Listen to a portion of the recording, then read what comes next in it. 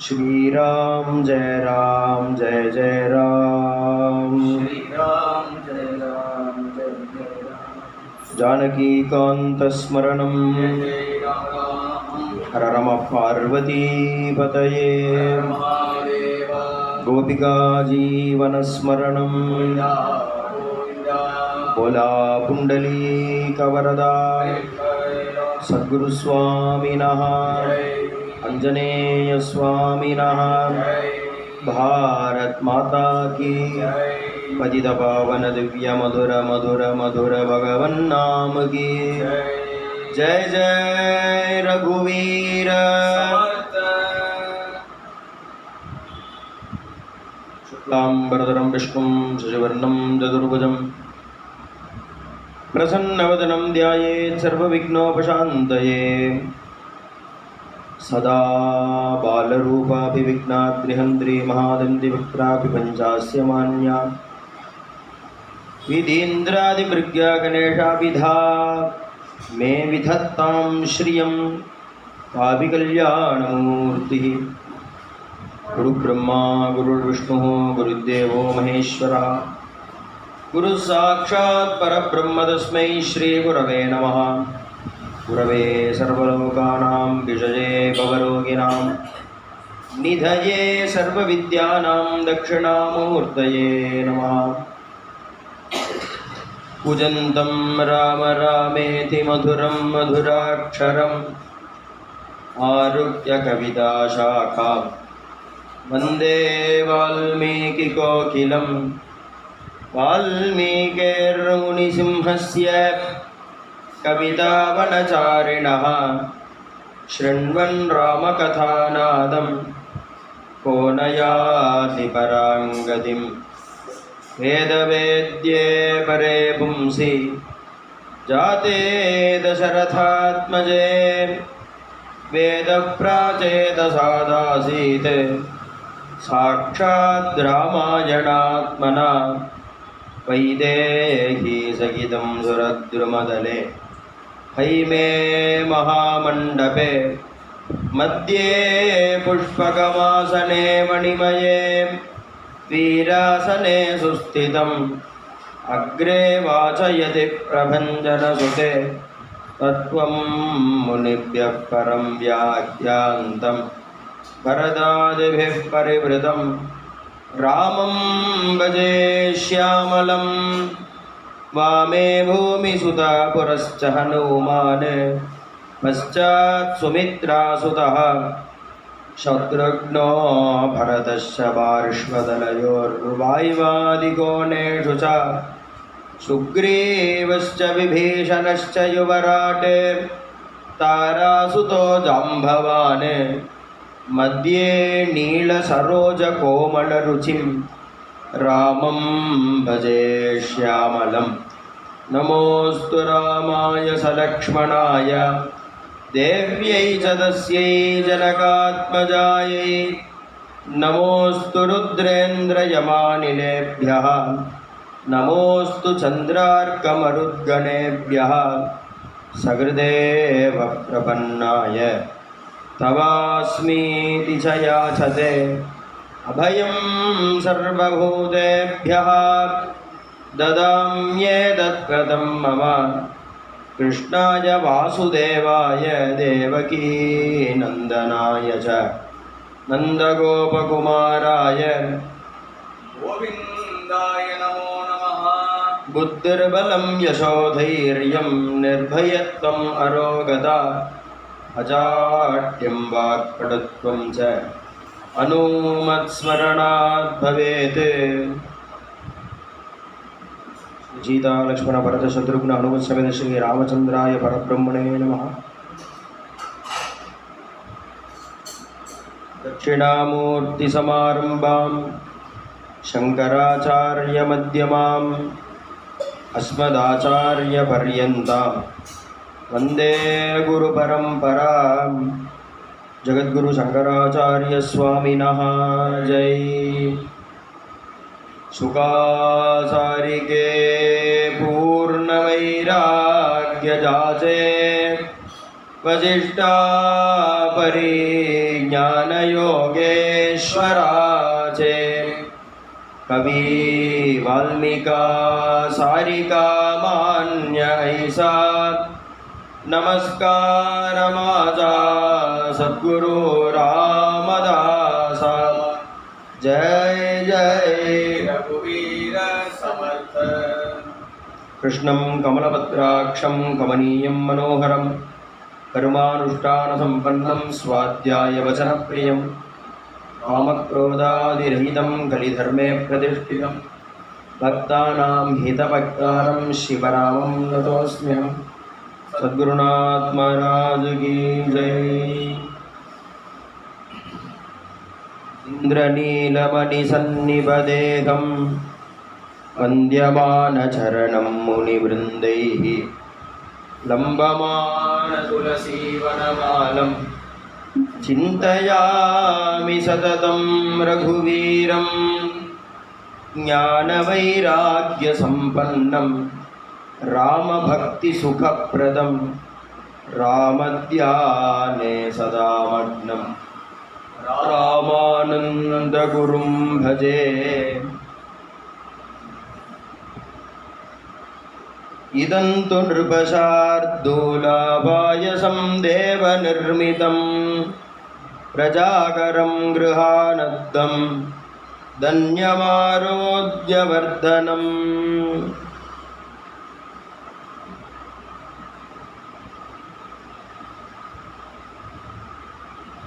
ध्यायन् कृते यजन्यज्ञैः त्रेतायां द्वापरे अर्चयन् यदाप्नोति तदाप्नोति कलौ संकीर्त्य केशवम् அப்படின்னு ஸ்மிருதி. ரிஷிகள் சொல்றார், ஒரு யுகங்களில் தர்மம் குறைஞ்சிட்டு வருது. கிருதயுகத்தில் 100% தர்மம் இருந்தது. திரேதாயுகத்தில் 25%. பாதம்னா கால் பாகம்னு. நம்ம உடம்புல கால் பாகத்துக்கு தான் பாதம்னு பேர். பாதம்னா கால்னு அர்த்தம். 25% தர்மம் குறைஞ்சிடும். துவாபர யுகத்தில் அடுத்த 25%, அதாவது 50% தர்மம் கிடையாது. கலியுகத்தில் 25% தர்மம் தான் இருக்கும். 75% வேணும். என்னமா போகிறது அப்படின்னா, தர்மம் எதனுடைய பேஸில் இருக்குது அப்படின்னா, வேதோ அகிலோ தர்ம மூலம். சகல தர்மத்துக்கும் மூலம் வேதமாக. அந்த வேதம் அழிஞ்சு போயிடுது கலியுகம். வேதம் சொல்றது தஸ்மின் சஹஸ்ரசாகே. வேதத்தில் மொத்தம் எவ்வளவு சாக்கை? 4 வேதத்தையும் சேர்த்து மொத்தம் எவ்வளவு சாக்கை இருக்கு அப்படின்னா, சாக்கைனா பிரான்ச், பிரிவு. இப்போ நம்ம யஜுர்வேதம் அப்படின்னு சொல்கிறோம். அதில் கிருஷ்ண யஜுர்னு ஒன்று சொல்கிறோம், சுக்ல யஜுர்னு ஒன்று சொல்கிறோம். அதில் தைத்திரிய சாக்கை அப்படின்லாம் சொல்கிறோம். ஒன்றும் கான்வ சாக்கை, தைத்திரிய சாக்கை, ரிக்வேதம், யஜுர்வேதம், இது மாதிரி பிரிவுகள் இருக்கணும். மொத்தம் வேதத்தில் 1364 சாக்கை இருக்கு. 1300 சொச்ச சாக்கை வேதத்தில் மொத்தம். இன்னைக்கு பூமியிலேயே 11 தான் இருக்கு. பாக்கி எல்லாம் அழிஞ்சு போயிருக்கு. 1300 சாக்கைகள் இருந்த இடத்துல இன்னைக்கு 11 தான் இருக்கு. இதை வச்சுட்டு நம்ம பகவானை அடையணும். இதை வச்சுட்டு என்னமா பகவானை அடைய முடியும் அப்படின்னா, அதுக்கு கிருதயுகம் மாதிரி தியான மக்னாலா இருக்கணுங்கிற அவசியம் இல்லை. அப்போ கலியுகத்தில் பகவானை அடையறதுக்கு வழி ராமராம். பகவான் அடையறதுக்கு வழி என்ன அப்படின்னா, 2 வழி பாகவதத்தில் பகவான் சொல்றார். இந்த 2 வழி என்ன வழி அப்படின்னா, பகவத் குண கதாஸ்ரவணம், பகவன் நாம சங்கீர்த்தனம். இந்த 2 வழி தான் சொல்கிறார் பகவான். அது மேலே கூட உட்காந்துக்கலாம், மேலே உட்காந்து.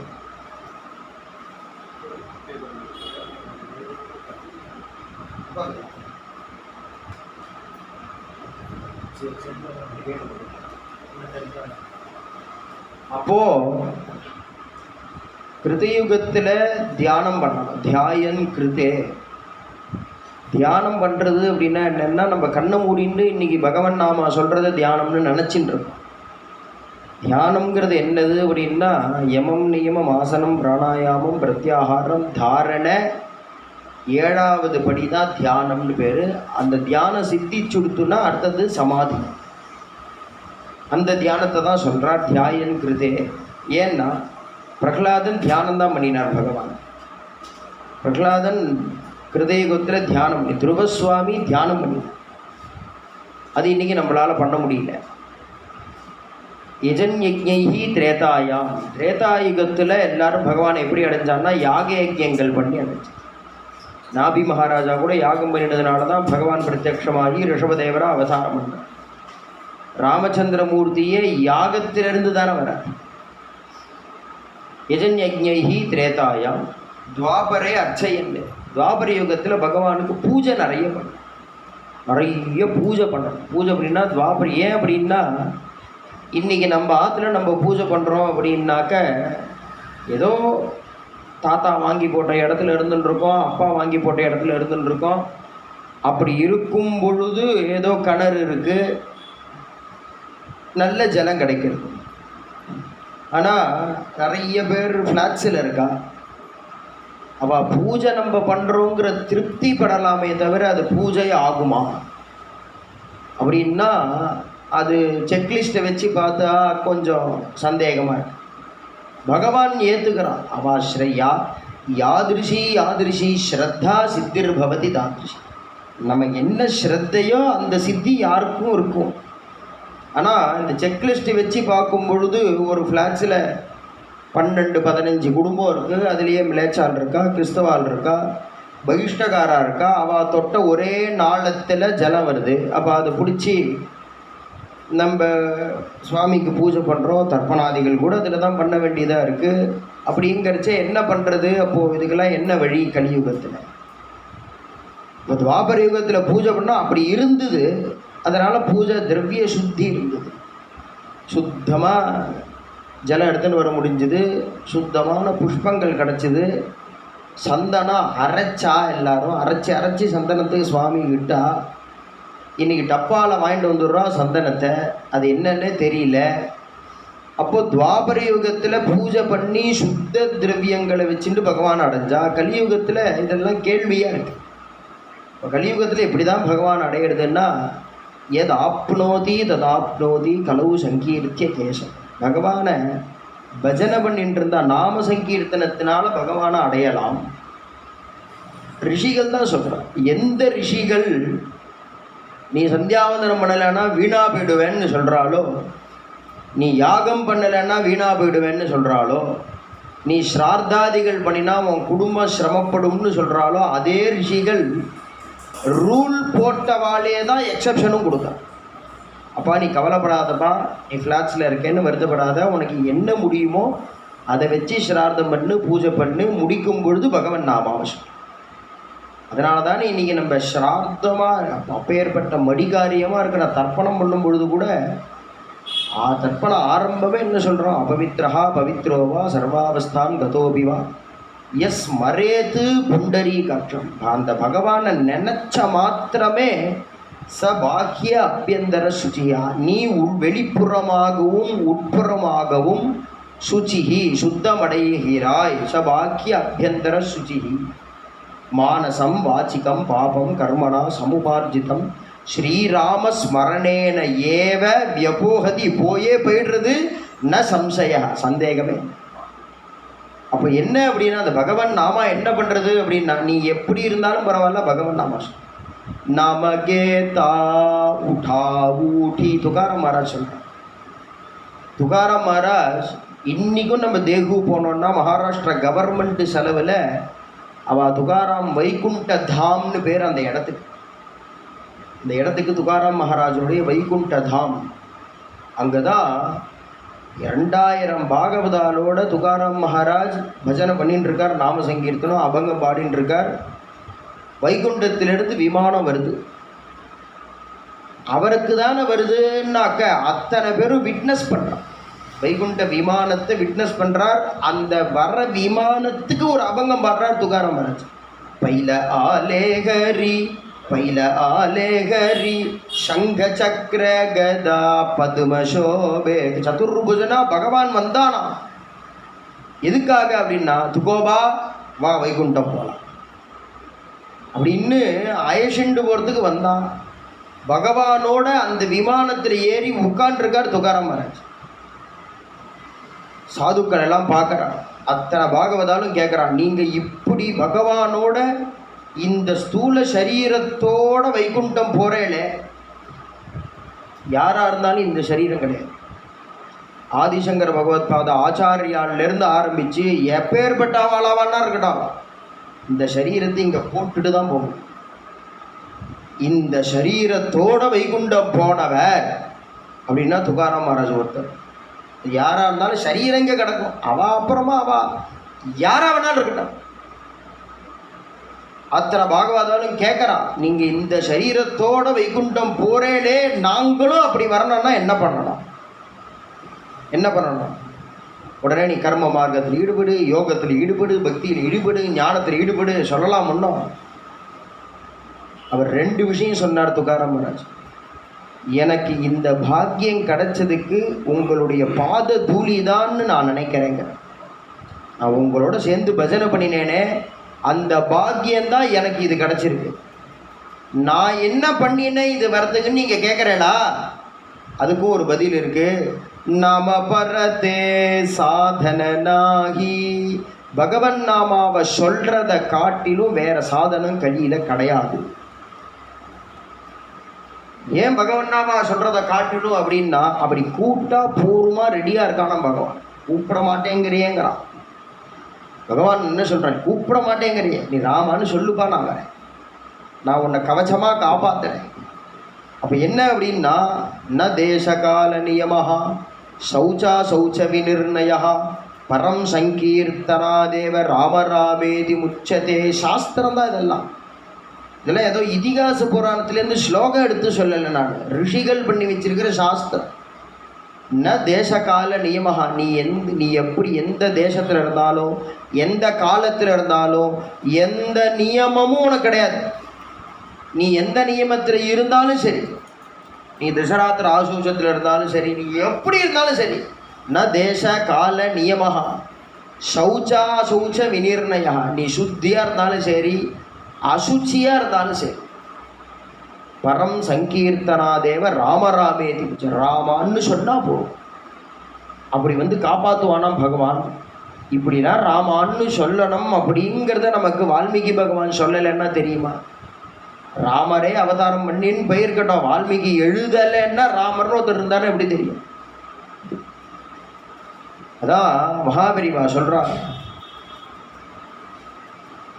சமர்த்தர்னு ஒருத்தர் அவதாரம் பண்ணலைன்னா இன்றைக்கி நம்ம எல்லாரும் முஸ்லீமாக இருப்போங்க.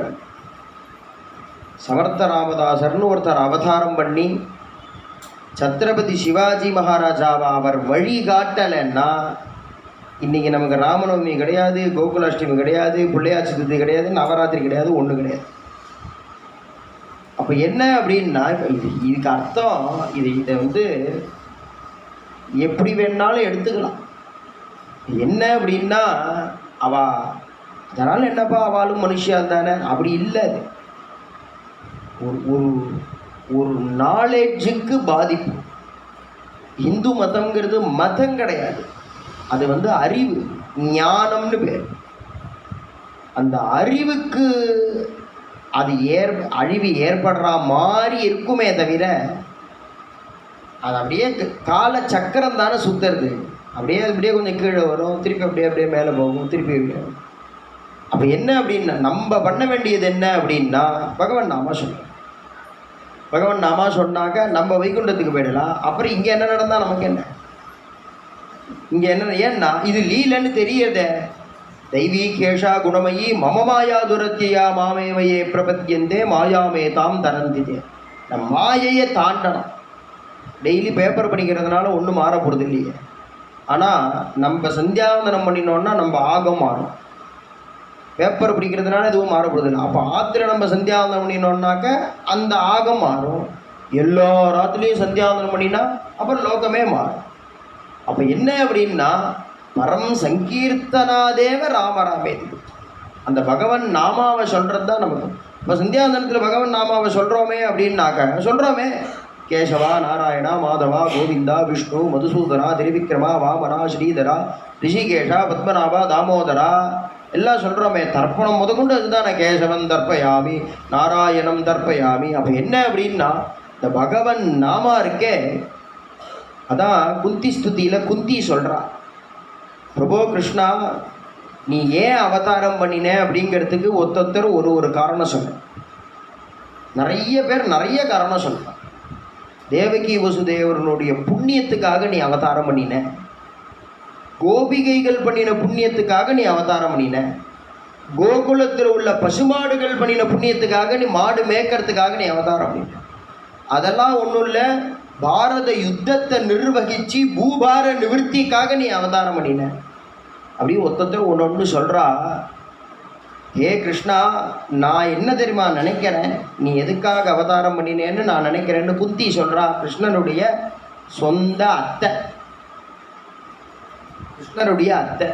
அவள் சொல்கிறா, கிருஷ்ணா நீ எதுக்கு தெரியுமா பிறந்திருக்க, பவேஸ்மின் கிளிஷ்யமானானாம் அவித்யா காமகர்மபிஹி ஸ்ரவணஸ்மரணார்காணி கரிஷ்யன்னிதி கேச்சனா. பவேஸ்மின் கிளிஷ்யமானானாங்கிற இந்த பவசாகரத்தில் ஜனங்கள் பூரா தவிக்கிறா. கிளிஷ்யமா போட்டு புழிஞ்சு எடுக்கிறது இந்த சம்சார சாகரம். அவித்யா ஞானம் இல்லை, வித்தைனா ஞானம். வித்தைனா தெரிஞ்சுக்கிறதுனா ஞானம். அவித்யானா அஜ்ஞானம் அர்த்தம். என்னன்னு தெரியல, அஜ்ஞானியாக இருக்கும் எல்லாரும். அவித்யா அஜ்ஞானம் இருக்கிறதுனாலேயே ஆசைப்பட்டு காரியத்தில் ஈடுபடுறோம். காம கர்மபிஹி காரியத்தில் ஈடுபட்டால் அதுலேருந்து பாப்பமோ புண்ணியமோ ஏதோ ஒன்று சம்பவிக்கிறது. அதை கழிக்கிறதுக்கு திருப்பி பிறக்கிறோம். இப்படியே வேண்டிருக்கு. அப்போ ஞானம் வந்துடுதுன்னா காரியம் நின்று போயிடும். தஸ்ய காரியம் ந வித்யதே. ஞானம் வந்துச்சுன்னா எல்லாத்தையும் வேடிக்கை பார்க்க ஆரம்பிச்சிடும். எல்லாத்தையும் வேடிக்கை என்ன நடந்தால் நடக்கும், என்ன இப்போ அதனால எப்படி நம்ம பகவச்சரணத்தை போய் அடைய போகிறோம், அவன் என்றைக்கு வராளோ வரட்டுமே அப்படின்னு வேடிக்கை பார்க்க ஆரம்பிச்சிருவான். அதுக்கு நம்ம ஜென்மாவுக்கு பேஸு அவித்யாக இருக்குது, அஜ்ஞானமாக இருக்குது. அவித்யா காம கர்மபிஹி. அதனால் பவேஸ் அஸ்மின் பவே, இந்த பவசாகரத்தில் மாற்றி மாற்றி மாற்றி மாற்றி பிறந்துட்டே இருக்கான். தமிழ் சேஷத்துட்டே இருக்கான், பிறந்துட்டே இருக்கான், மூழ்கி கிடக்கான். ஆனால் அப்பேற்பட்ட சிரமப்படுற தப்பிச்சுன்னு இருக்கிற ஜீவன்களுக்கு அதாவாசம் சாந்தே ஒரு 2 மணி நேரம் நிம்மதியாக இருக்கணும். அப்படின்னா அதுக்கு என்ன வழி அப்படின்னா, கிருஷ்ணா உன் கதையை கேட்கணும். உன் கதையை கேட்டால் 2 மணி நேரம் அபாடா லோக கவலை இல்லாமல் மனசு நிம்மதியாக இருக்கு. அப்போ உன் கதையை கேட்கணும் அப்படின்னா நீ அவதாரம் பண்ணி அந்த லீலைகளெல்லாம் பண்ணினா தானே அதை கேட்க முடியும். ஸ்ரவணஸ்மரணார்ஹானி கரிஷ்யன்னிதி கேச்சனா. நீ நாங்கள்லாம் கதை கேட்கணுங்கிறதுக்காக தான் அவதாரம் பண்ணியிருக்கேன்னு நினைக்கிறேங்க. அவதாரம் எதுக்குன்னா நாங்கள் கதை கேட்கறதுக்காக ஒரு 1.5 மணி நேரம் 2 மணி நேரம் அப்படி உட்காந்து கதை கேட்டு இந்த லோகம் பூரா அந்த மாதிரி என்ன பண்ணுறது இதுவே இல்லை பாருங்க, இதுவே இல்லை. உட்காந்து நிம்மதி அப்பாடா பகவத் குணம் கேட்கும், அதுக்காக தாங்கிறார். அது மாதிரி ராமச்சந்திர பிரபு எதுக்காக அவதாரம் பண்ணினார்னா, நிறைய பேர் சொல்கிறார் ராவணவதார்த்தாயங்கிறா. அதுக்கெல்லாம் கிடையாது. வனவாசம், பிதிர்வாக்கிய பரிபாலனம், தர்ம பரிபாலனம், அதுக்காகலாம் கிடையாது. நம்ம இது மாதிரி உட்காந்து ராமாயணம் கேட்கணும்னா அவன் அவதாரம் பண்ணணும். அதுக்கு தான் அவதாரம் பண்ணினாரா. இதந்து நிருபசார்தூலாபாயசம் தேவ நிர்மிதம். சனத்குமாரர் வந்து சொல்கிறார், வசிஷ்டாச்சாரியாலும் தசரத மகாராஜாவும் பேசின்னு இருக்கும் பொழுது, சனத்குமாரோஜிதம் புராவிருத்தமமுஷ்மை தசரதாய கதையாமாசா. சுமந்திரர் வந்து சொல்கிறார், சனத்குமாரர் ஏற்கனவே சொல்லியிருக்கார் பகவான் தசரதருக்கு பிள்ளையாக பிறக்க போகிறார், நீங்கள் யாகம் பண்ணுங்கோ, ரிஷ்யசிருங்கரை வச்சு புத்திரகாமிஷ்டி பண்ணுங்கோ. உடனே அந்த ரிஷசிங்க பிரபாவத்தை சொல்கிறார் வால்மீகி பகவான். விபண்டகர்னு ஒரு ரிஷி இருந்தார், பெரிய மகாத்மா. அவர் ரிஷ்யசிருங்காய முனயே விபண்டக சுதாயச்ச அப்படின்னு ஒரு ஸ்லோகம் இருக்கு. அந்த ஸ்லோகம் நான் ஸ்கூல் படிக்கும் பொழுதெல்லாம் மழை பெய்யலைன்னு வச்சுக்கோங்க. மழை ஆகஸ்ட் மாதம் மழை பெய்யணும், மழை பெய்யலை அப்படின்னா அந்த ஸ்லோகத்தை அன்னைக்கு உப்பு போடாமல் சாப்பிட்டு அந்த ஸ்லோகத்தை பசங்கள்லாம் குழந்தையெல்லாம் உட்காந்து ஜபம் பண்ணினா மழை பெய்யும். நாங்கள்லாம் உட்காந்து ஜபம் பண்ணுவோம், மழை பெய்யும். அது மழை காலத்தில் மழை பெய்யறதோ என்னவோ, ஆனால் நாங்கள் பண்ணுவோம்.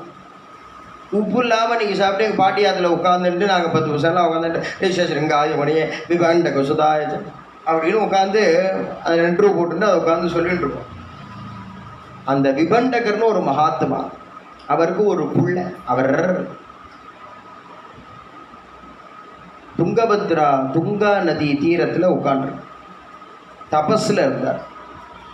தபஸ் அப்படியே மெல்ல தபஸ் கலையிறது. என்ன, ரிஷிசிருங்கர் அவதாரம் பண்ணணும் அப்படின்னு பகவான் ரிஷிசிருங்கர் அவதாரம் பண்ணி வைக்கணும்னு தீர்மானம் பண்ணிட்டார். உடனே என்னாச்சு, அப்படியே தபஸ் மெல்ல கலைஞ்சது அந்த விபண்டகருக்கு. கண்ணை திறக்கிறார், திறந்தா அந்த நதி தீரம் அழகாக வசந்த காலம். மன்மதன் மாம்பூ பானம் போட்டுட்டான். அப்படியே பார்க்குறான். பார்த்தா ஒரு அழகான பெண் மான், அது கண்ணு அவ்வளோ அழகாக இருக்குது. அந்த மான் அப்படியே மேயிறது. இந்த விபண்டகர் அந்த மானை அப்படியே பார்க்குறார். பார்த்த உத்தரக்ஷணம் அந்த மான் கர்ப்பம் தெரிச்சுது. உத்தரக்ஷணம் அந்த மான் பிரசவிச்சுடுத்து. மான் குட்டியாக போடலை, ஒரு புள்ள, ஒரு மனுஷிய குழந்தையாக பிரசவிச்சு. அந்த மான் எப்படி கிளிக்கிட்டேருந்து சுகாச்சாரியால் இறங்கி வரார், அது மாதிரி மான்கிட்டேருந்து வந்துட்டார். எப்படி ஆத்மதேவனுக்கு ரிஷி அபிமந்திரம் பண்ணி கொடுத்த மாம்பழத்திலிருந்து கோகர்ணன் அவதாரம் பண்ணுறார்.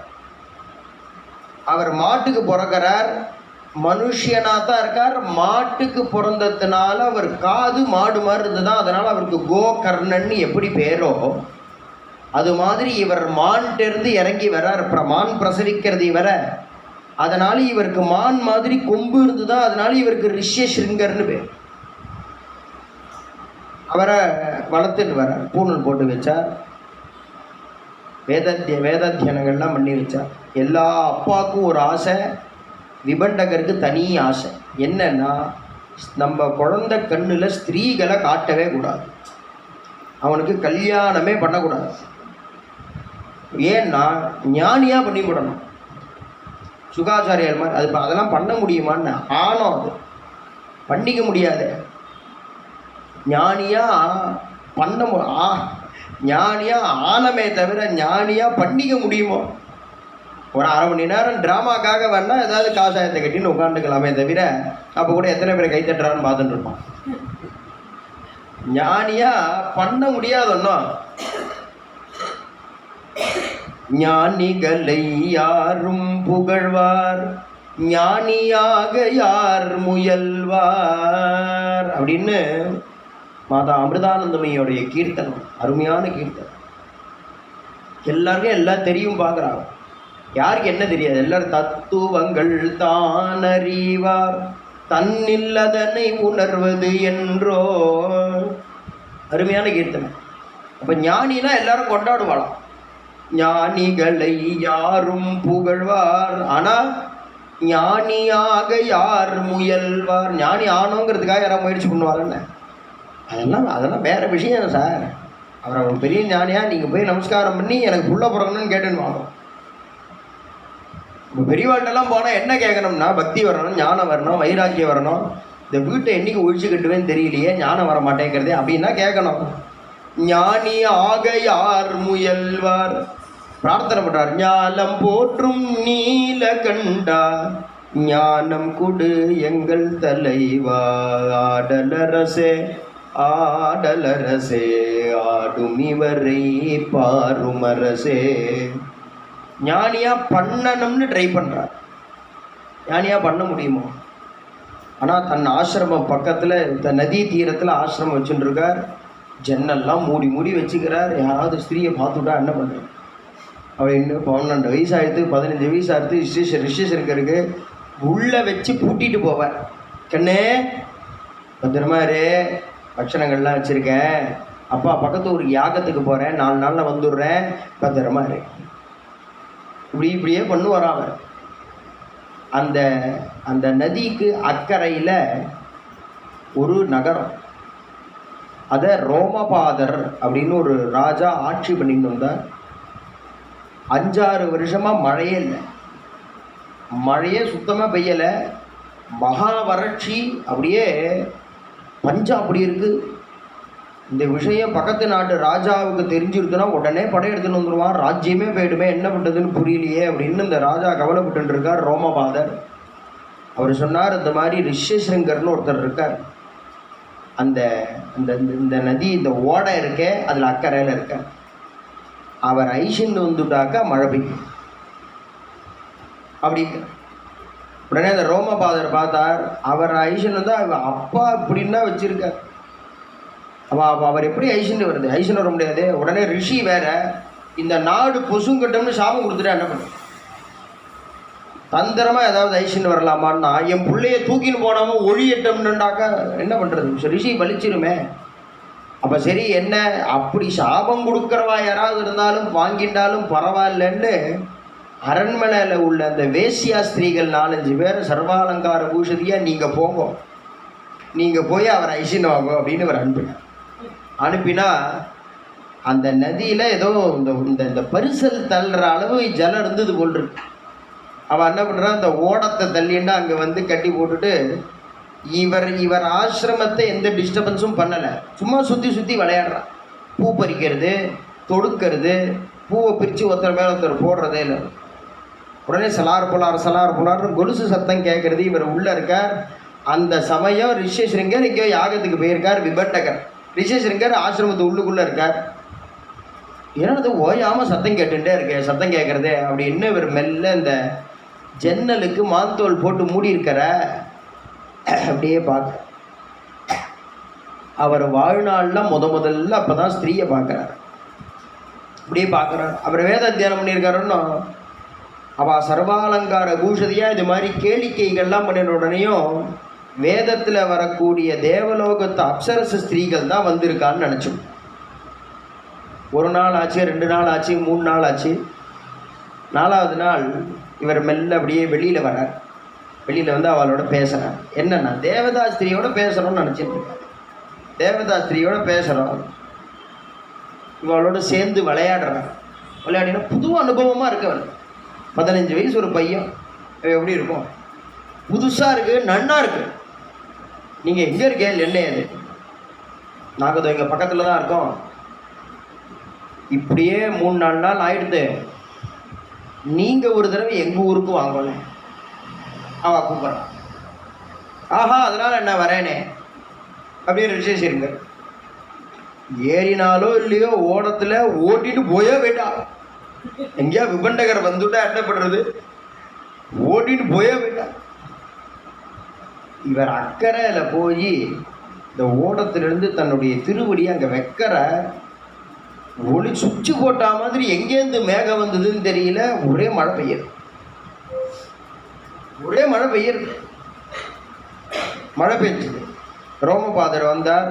ரிஷிசங்கரை பார்த்து பூர்ண கும்பங்கள்லாம் கூப்பிட்டு அரண்மனை வச்சு இவரை திருப்பி அனுப்பிச்சுட்டா மழை பெய்யலான்னு என்ன பண்ணுறது அப்படின்னு என்ன பண்ணார், தன் பொண்ணை அவருக்கு கல்யாணம் பண்ணி வச்சுட்டார். இளவரசி ரிஷிசங்கர் ராஜ ஜாமாதாவா போயிட்டார். ராஜா அத்து மாப்பிள்ளை அவர் பாட்டு இருந்துருக்கார்.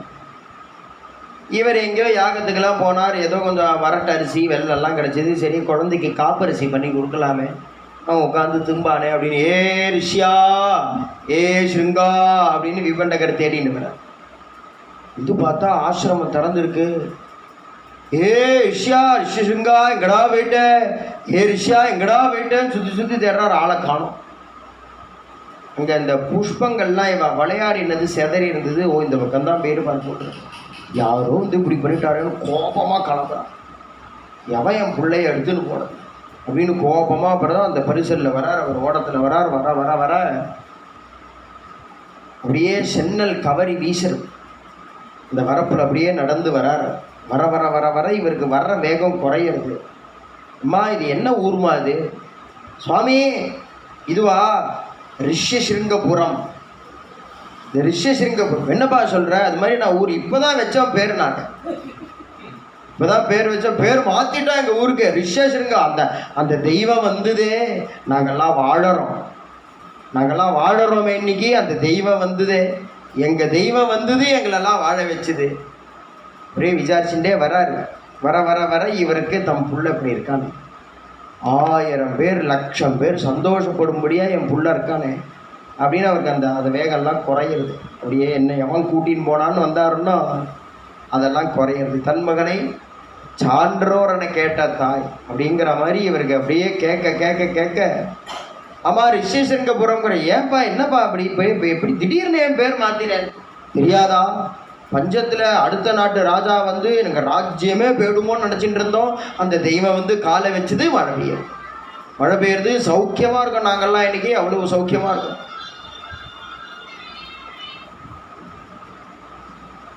நாங்கள்லாம் இன்னைக்கு சௌக்கியமாக இருக்கோம். ஆமாம் நீங்கள் யார் சாமி? நானாப்பா, என் புள்ள தான் இந்த ரிஷிசருங்க. ஐயோ தெய்வமே, தெய்வத்தை பெற்ற தெய்வமேன்னு அவள் காலில் விடுறார். அத்தனை பேரும் காலில் விடுற இவருக்கு அவர் கோபம்லாம் போயிடுது. எங்கள் ராஜாவுனுடைய அப்பாவா நீங்கன்னு கேட்குறல்ல. நீங்களே எங்கள் ராஜாவா? ஆமாம் தெரியாதா அவங்களுக்கு? எங்கள் இளவரசியை தான் அவர் பண்ணிட்டு இருக்கார். என்ன பண்ணிட்டு இருக்காருப்பா? கல்யாணம் பண்ணி கல்யாணமே ஆயிடுதா? உடனே அரண்மனையை நோக்கி வர்றார். இந்த ரோமபாதர் ராஜா ஒன்றும் இந்த ராஜதந்திரங்கள்லாம் தெரியுமே அவருக்கு. தான் வரலையா முதல்ல. ஏன்னா என்ன மாடா நீ என் பிள்ளைய அபகரிச்சேன்னு கேட்டுவிட்டா என்ன பண்ணுறது? அதனால் 15 வயசு ரிஷிசருங்கருக்கு, 10 வயசு அந்த குழந்தைக்கு.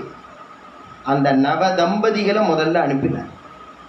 இவர் வராருங்கிற செய்தியை கேட்டு தெரு பூரா ஷாமியானா போட்டு ரெட் கார்பெட் போட்டு இந்த வாத்தியங்கள்லாம் ஏற்பாடு பண்ணி அந்த நவ தம்பதிகள், அந்த புள்ள மாட்டு பொண்ணு அப்பாவுக்கு நமஸ்காரம், அதுங்க வந்து பிரதட்சணம் பண்ணி நமஸ்காரம் பண்ணுறாங்க. இவர் ஜில்லுன்னு ஆயிட்டார்.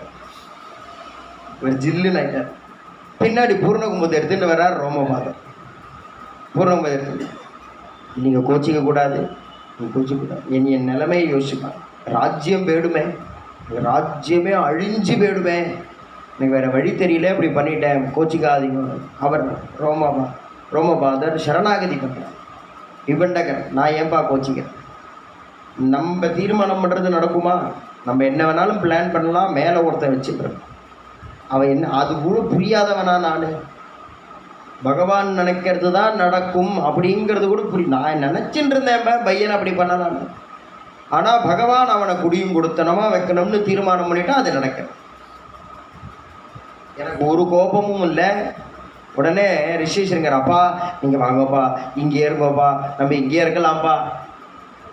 உடனே விபண்டகர், அப்பா அது சரியில்லை, அந்த குழந்தைய ஐஷன்னு நீ நம்ம ஆசிரமத்துக்கு வான்னு நான் சொன்னேன். ஏன்னா அவள் ராணி, அவன். அதனால் நீ இங்கே இரு, என்னால் இங்கே இருக்க முடியாது. நான் வந்து ஆசிரமத்தில் தான் இருக்கணும், நகரத்து உள்ளே எனக்கு வேலை கிடையாது. ஆனால் ஜாக்கிரதை, உனக்கு பிரம்மச்சரியம் ரொம்ப முக்கியம். உன் ஸ்வரூபம் வேற.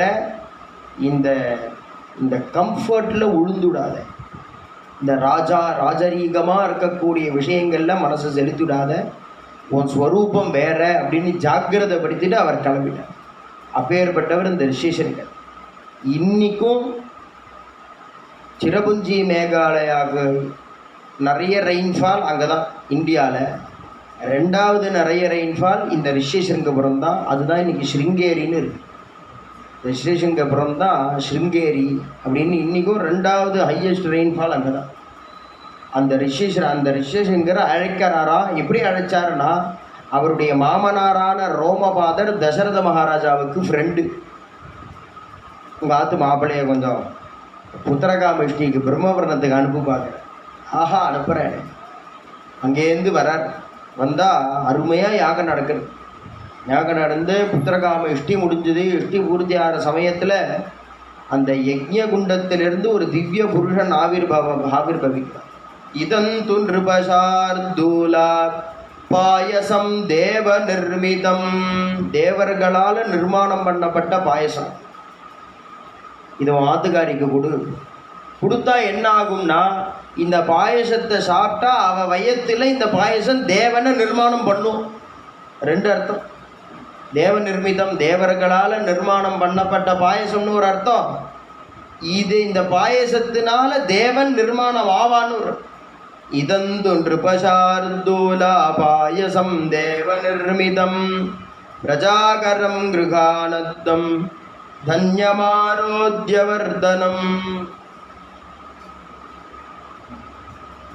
எஜமானர் தசரத மகாராஜா, அவர் தானே யாகம் பண்றார். இந்த தேவன் வந்தானே ஹோமகுண்டத்திலிருந்து யஜ்ஞசாலையிலிருந்து அந்த பாயசத்தை தசரதன் மகாராஜாட்ட கொடுக்கலையாம். அந்த பாயசத்தை ரிஷிசங்கர்கிட்ட கொடுத்தார். ஏன் அப்படின்னா, பகவானே அவதாரம் பண்ணணும்னு தீர்மானம் பண்ணி பாயசம் வரைக்கும் வந்தாலும் ஒரு பாகவதர் கையெழுத்து போட்டாதான் நடக்குமா. அதனால அவர்கிட்ட கொடுத்து நீங்க கொடுங்க. எதுவுமே பகவத் பிரசாதம் பாகவதால் மூலியமாக தான் கிடைக்குமா, டைரக்டாக பகவான்கிட்ட கிடைக்கவே கிடைக்காது. ஏன் அப்படின்னா, அதனால தான் சரித்திரங்கள்லாம் சொல்லும் பொழுது பகவானுக்கு நேராக அபச்சாரம் பண்ணிட்டா மன்னிச்சுடுவான். பாகவதால் அபச்சாரம் பண்ணினா அவன் மன்னிக்க மாட்டான் பகவான். ஏன் அப்படின்னா, நல்ல பங்குனி சித்திரை வெயில். அந்த வெயிலில் அவசரம் மத்தியானம் 1:30 மணிக்கு ஸ்டேஷன் போனோம். ஆட்டோ கூட்டோ எதுவுமே கிடைக்கல, வேறு வழி இல்லை, போயே ஆகணும். இப்போ அன்றைக்கி பந்து எல்லாம் இந்த கொரோனா டயத்தில் இருந்தது 144 அது மாதிரி இப்போ போயே ஆகணும். அவசரமாக இறங்கி ரோட்டில் நடந்து போகும். மத்தியானம் 1:30 மணி 2 மணி வெயில். இந்த வெயில் தலையில் படுறது, நேர வெயில் தலையில் அடிக்கிறது ஒன்றும், அந்த வெயில் நேர தலையில் அடிக்கிறது பொறுத்துன்றலாம், நமக்கு சுடாது.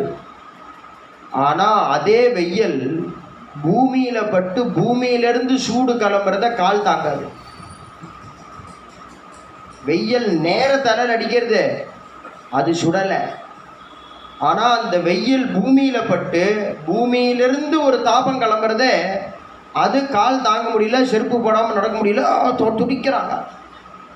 என்னன்னா, பகவான்கிட்ட நேர அபச்சாரம் பண்ணிட்டா வெயில் தலையில் தாங்குற மாதிரி தாங்கிட முடியும். பாகவதால்கிட்ட அபச்சாரம் பண்ணினா நிற்க முடியாது. அது வெயிலிருந்து இப்படி பூமியில் பட்டு வரா மாதிரி. அதுக்கு அந்த பாகவத அபச்சாரத்துக்கு 10 அபச்சாரத்தை பகவன் நாமா காப்பாத்தாதுங்கிறார் போதேந்திரன். நாமாபராதா தச 10 அபச்சாரத்தை 10 அபச்சாரம் பண்ணிட்டான்னா அவளை பகவன் நாமா காப்பாற்ற. பாக்கி என்ன அபச்சாரம் பண்ணினாலும் பகவன் நாமா சொன்னால் போயிடும். இந்த 10 மாத்திரம் போகாது. அதில் முதல் அபச்சாரம் என்னன்னா சந்நிந்தா, சாதுக்களை நிந்த பண்ணுறது. அது பார்த்தா நம்மளை மாதிரி தான் தோணும். அதனால தான் பதஞ்சலி யோக சூத்திரத்தில் என்ன சொன்னார்னா, யாரை பற்றியுமே பேசாதேன்னு. அவன் நேத்தி வரைக்கும் அயோக்கியனாக இருந்திருப்பான், என்னமோ சொப்பனத்தில் கண்டிருப்பான், பகவான் வந்திருப்பார், இல்லை ஏதோ ஒரு பூத பிரேத பிசாசு வந்திருக்கும், பயமுறுத்திருக்கும், கார்த்தாலும் எழுந்துக்கும் பொழுது திருந்திருப்பான். அவனை நேத்திக்கின்னு நினச்சின்னு நீ அவனை பேசாத. அப்படி பேசினா திருந்தி யோக்கியமாக இருக்கிறவனா அயோக்கியன்னு சொன்ன பாபம் உனக்கு வரும். அப்போ என்ன, நான் நேத்திக்கு அவன்லாம் இல்லை தெரியாதா சார், அவன் போன வருஷம்லாம் அவனை பற்றி அவன் சின்ன வயசில் எப்படி இருந்தால் நான் சொல்கிறேன் இங்கே வாங்க அப்படின்னு சொல்லாது. யாரை பற்றி மொத்தமாக அவர் ஆஃப் பண்ணிட்டார் பதஞ்சலி யோக சூத்திரத்தில். நீ அவன் சாதுக்களை பேசாத, அசத்தை பேசாத. உனக்கு எப்படி தெரியும் அவன் சாதுக்களை அசத்தான்? இந்த க்ஷணம், போன க்ஷணம் வரைக்கும் அவர் இருந்திருக்கலாம். ஏன் அப்படி வேணாலும் இந்த க்ஷணம் மாறி இருக்கலாமே. அதான் அவர் அழகாக சொல்ற, நீ யாரை பற்றியுமே பேசாத. 100 பேர் இருக்கான் ஒரு இடத்துல அப்படின்னா அதில் ஒருத்தரை பற்றி கூட பேசாத. ஏன்னா நீ பேசுகிற ஒருத்தர் சாதுவாக இருந்துட்டாருன்னா அந்த பாப்பம் உனக்கு. பாக்கி 99 பேரை பேசினா தப்பு இல்லை, இருக்குது, அது வேற விஷயம். நீ பேசுகிறவர் சாதுவாக இருந்துட்டாருன்னா அப்போ நீ யாரை பற்றி எதுவுமே பேச. அப்போ எதுவானாலும் பாகவதால் வைதிகா மூலியமாக தான். இது இன்னைக்கு தான் இப்படி சொல்ல வேண்டியதாக இருக்குது. வைதிகா தனி, பாகவதா அப்படிலாம் கிடையவே கிடையாது. கர்ம விராமே பிரம்மஸ்மரேதான்னு சூத்திரம். ஏகநாத் மகாராஜ் சரித்திரத்தை சொல்லும்பொழுது அண்ணா சொல்லுவார், ஏகநாத் சரித்திரத்தை ஒரு வரியில் சொல்லிடலாம். என்ன வரி அப்படின்னா, சகால அனுஷ்டானம் சர்வகால ஹரிகீர்த்தனம். இவ்வளோதான் ஏகநாத் மகாராஜ் சரித்திரம். அந்தந்த காலத்தில் பண்ண வேண்டிய அந்தந்த அனுஷ்டானத்தை, பிராத ஸ்நானத்தை, சந்தியாவனம், உபாசனம், வைஸ்வதேவம், மாத்தியானிகம், சாயம் சந்தி, சரியா போச்சு. பாக்கி நேரம்லாம் சர்வகால ஹரிகீர்த்தம், நாம சங்கீர்த்தம். அப்போ என்ன அப்படின்னா, அது அந்த பாகவதால எதுவுமே பேச முடியாது. இன்னைக்கு ப்ரொஃபஷனாக போயிட்டதுனால இவாள்லாம் வைதிகா, இவாள்லாம் பாகவதா. இப்போ பாகவதாலாம் அனுஷ்டானம் பண்ணலைன்னா பரவாயில்ல, வைதிகா பஜனைக்கு வரலைன்னா பரவாயில்ல. எங்கே இருக்குதெல்லாம்? ஏன் அப்படின்னா, நீ சந்தியாவதனம் பண்ணும்போது உன் உயிர் போச்சுன்னா ஏதோ பகவன் நாம சொல்லும்போது போச்சுங்களா. சந்தியாவதனம் பண்ணி முடிச்சுட்ட, டிவியை உட்காந்து பார்த்துட்டு இருக்க, அப்போ உயிர் போச்சுன்னா அப்போ என்னன்னா, சந்தியாவதனம் பண்ணும்போது சந்தியாவதனம் பண்ணு, பாக்கி முடிச்சுட்டியா நாமஸ்மரணை பண்ணிட்டு. அப்போ என்னன்னா, வைதிகா தான் பாகவதா, பாகவதா தான் வைதிகா. இன்னைக்கு எப்படி கதை சொல்கிறதுன்னு புரிய மாட்டேன், சிரமமாக இருக்கு ரொம்ப. இப்போ என்ன அப்படின்னா, அந்த பாகவதர் இருக்காரே, பாகவதர்னா என்ன அர்த்தம்? பகவானுக்கு யார் பிடிச்சிருக்கோ அவள் பாகவதான்னு. பகவத் விஷயத்தில் ஈடுபடுறவாளுக்கு பாகவதான்னு பேர். இப்போ சந்தியாவதனம் பகவத் விஷயம் தானே, இப்போ யாகம் பகவத் விஷயம் தானே, வேத அத்தியானம்ன்றது பகவத் விஷயம் தானே. அப்போ வைதீகான்னு ஒன்று தனியாக இல்லையே, அப்போ பாகவதான்னு ஒன்று தனியாக இல்லையே. வைதீகமாக இருந்தாக்கா அவள் தான் பாகவதா. எப்போ பாரு பஜனை பண்ணிட்டு இருக்கிற வைதீகா தான் பாகவதால். கரெக்டாக டயத்துக்கு உண்டான அனுஷ்டானங்களை பண்ணிட்டு இருக்கிற பாகவதால் தான் வைதிகா. அப்போ என்ன அப்படின்னா, இவர் பகவானுடைய பிரசாதம் ஒரு மனுஷனுக்கு கிடைக்கணும் அப்படின்னா கூட அது பாகவதர் கையெழுத்து போடணும். அதனால் இந்த தேவன் என்ன பண்ணுறான், பாயசத்தை ரிஷிசிருங்கிட்ட கொடுத்து நீங்கள் கொடுக்கணும். ஏன் அப்படின்னா, பகவான் கீதையில் சொல்கிறானோ, அப்பா அர்ஜுனா நமே பக்தா பிரணஷ்யதி சொல்லு. பகவான் கீதையில் சொல்கிறான், நமே பக்தா பிரணஷ்யதி. உடனே அர்ஜுனனுக்கு சந்தோஷம், நம்மளை சொன்னானே, நமே பக்தா என் பக்தன் வீணாக மாட்டான் சொல்லுடா அர்ஜுனாங்கிறான். கிருஷ்ணன் சொல்கிறான் அர்ஜுனனை பார்த்து, அர்ஜுனுக்கு குஷி. உடனே கிருஷ்ண பக்தன் வீணாக மாட்டான். டேய், நான் அப்படியா சொன்னேன்? என் பக்தன் நாசமா மாட்டான்னு நீ சொல்லு. அர்ஜுனுக்கு டபுள் குஷி, என் பக்தன் நாசமாக மாட்டான். ஏன் அப்படின்னா, த்யக்த்வா ஸ்வதர்மம் ஆஸ்ரித தயயா பீஷ்ம பிரதிஜ்ஞா பரிபாலம். தான் சத்தியத்தை விட்டாலும் விடுவானே தவிர பாகவதால் வாக்குலேருந்து ஒன்று வந்துருதுன்னா அதை செய்வானா பகவான். அதனால கிருஷ்ணா கிருஷ்ணான்னு சொல்றவாளை நான் காப்பாத்துறேனோ விடுறேனோ அது வேற விஷயம் இல்லை. அர்ஜுனான்னு யாராவது சொல்லிட்டானோ அவனை காப்பாத்துற பொறுப்பு எனக்கு வந்துடும்டா. அதனால அர்ஜுனா நீ சொல்லு, என் பக்தன் நாசமாக மாட்டான். அப்போ என்னன்னா, இந்த தேவன் பாயசத்தை தசரத மகாராஜாட்ட கொடுத்து நீங்கள் இந்த பாயசம் தேவ நிர்மிதம் அப்படின்னா கூட வருமோ வராதோ டவுட்டு.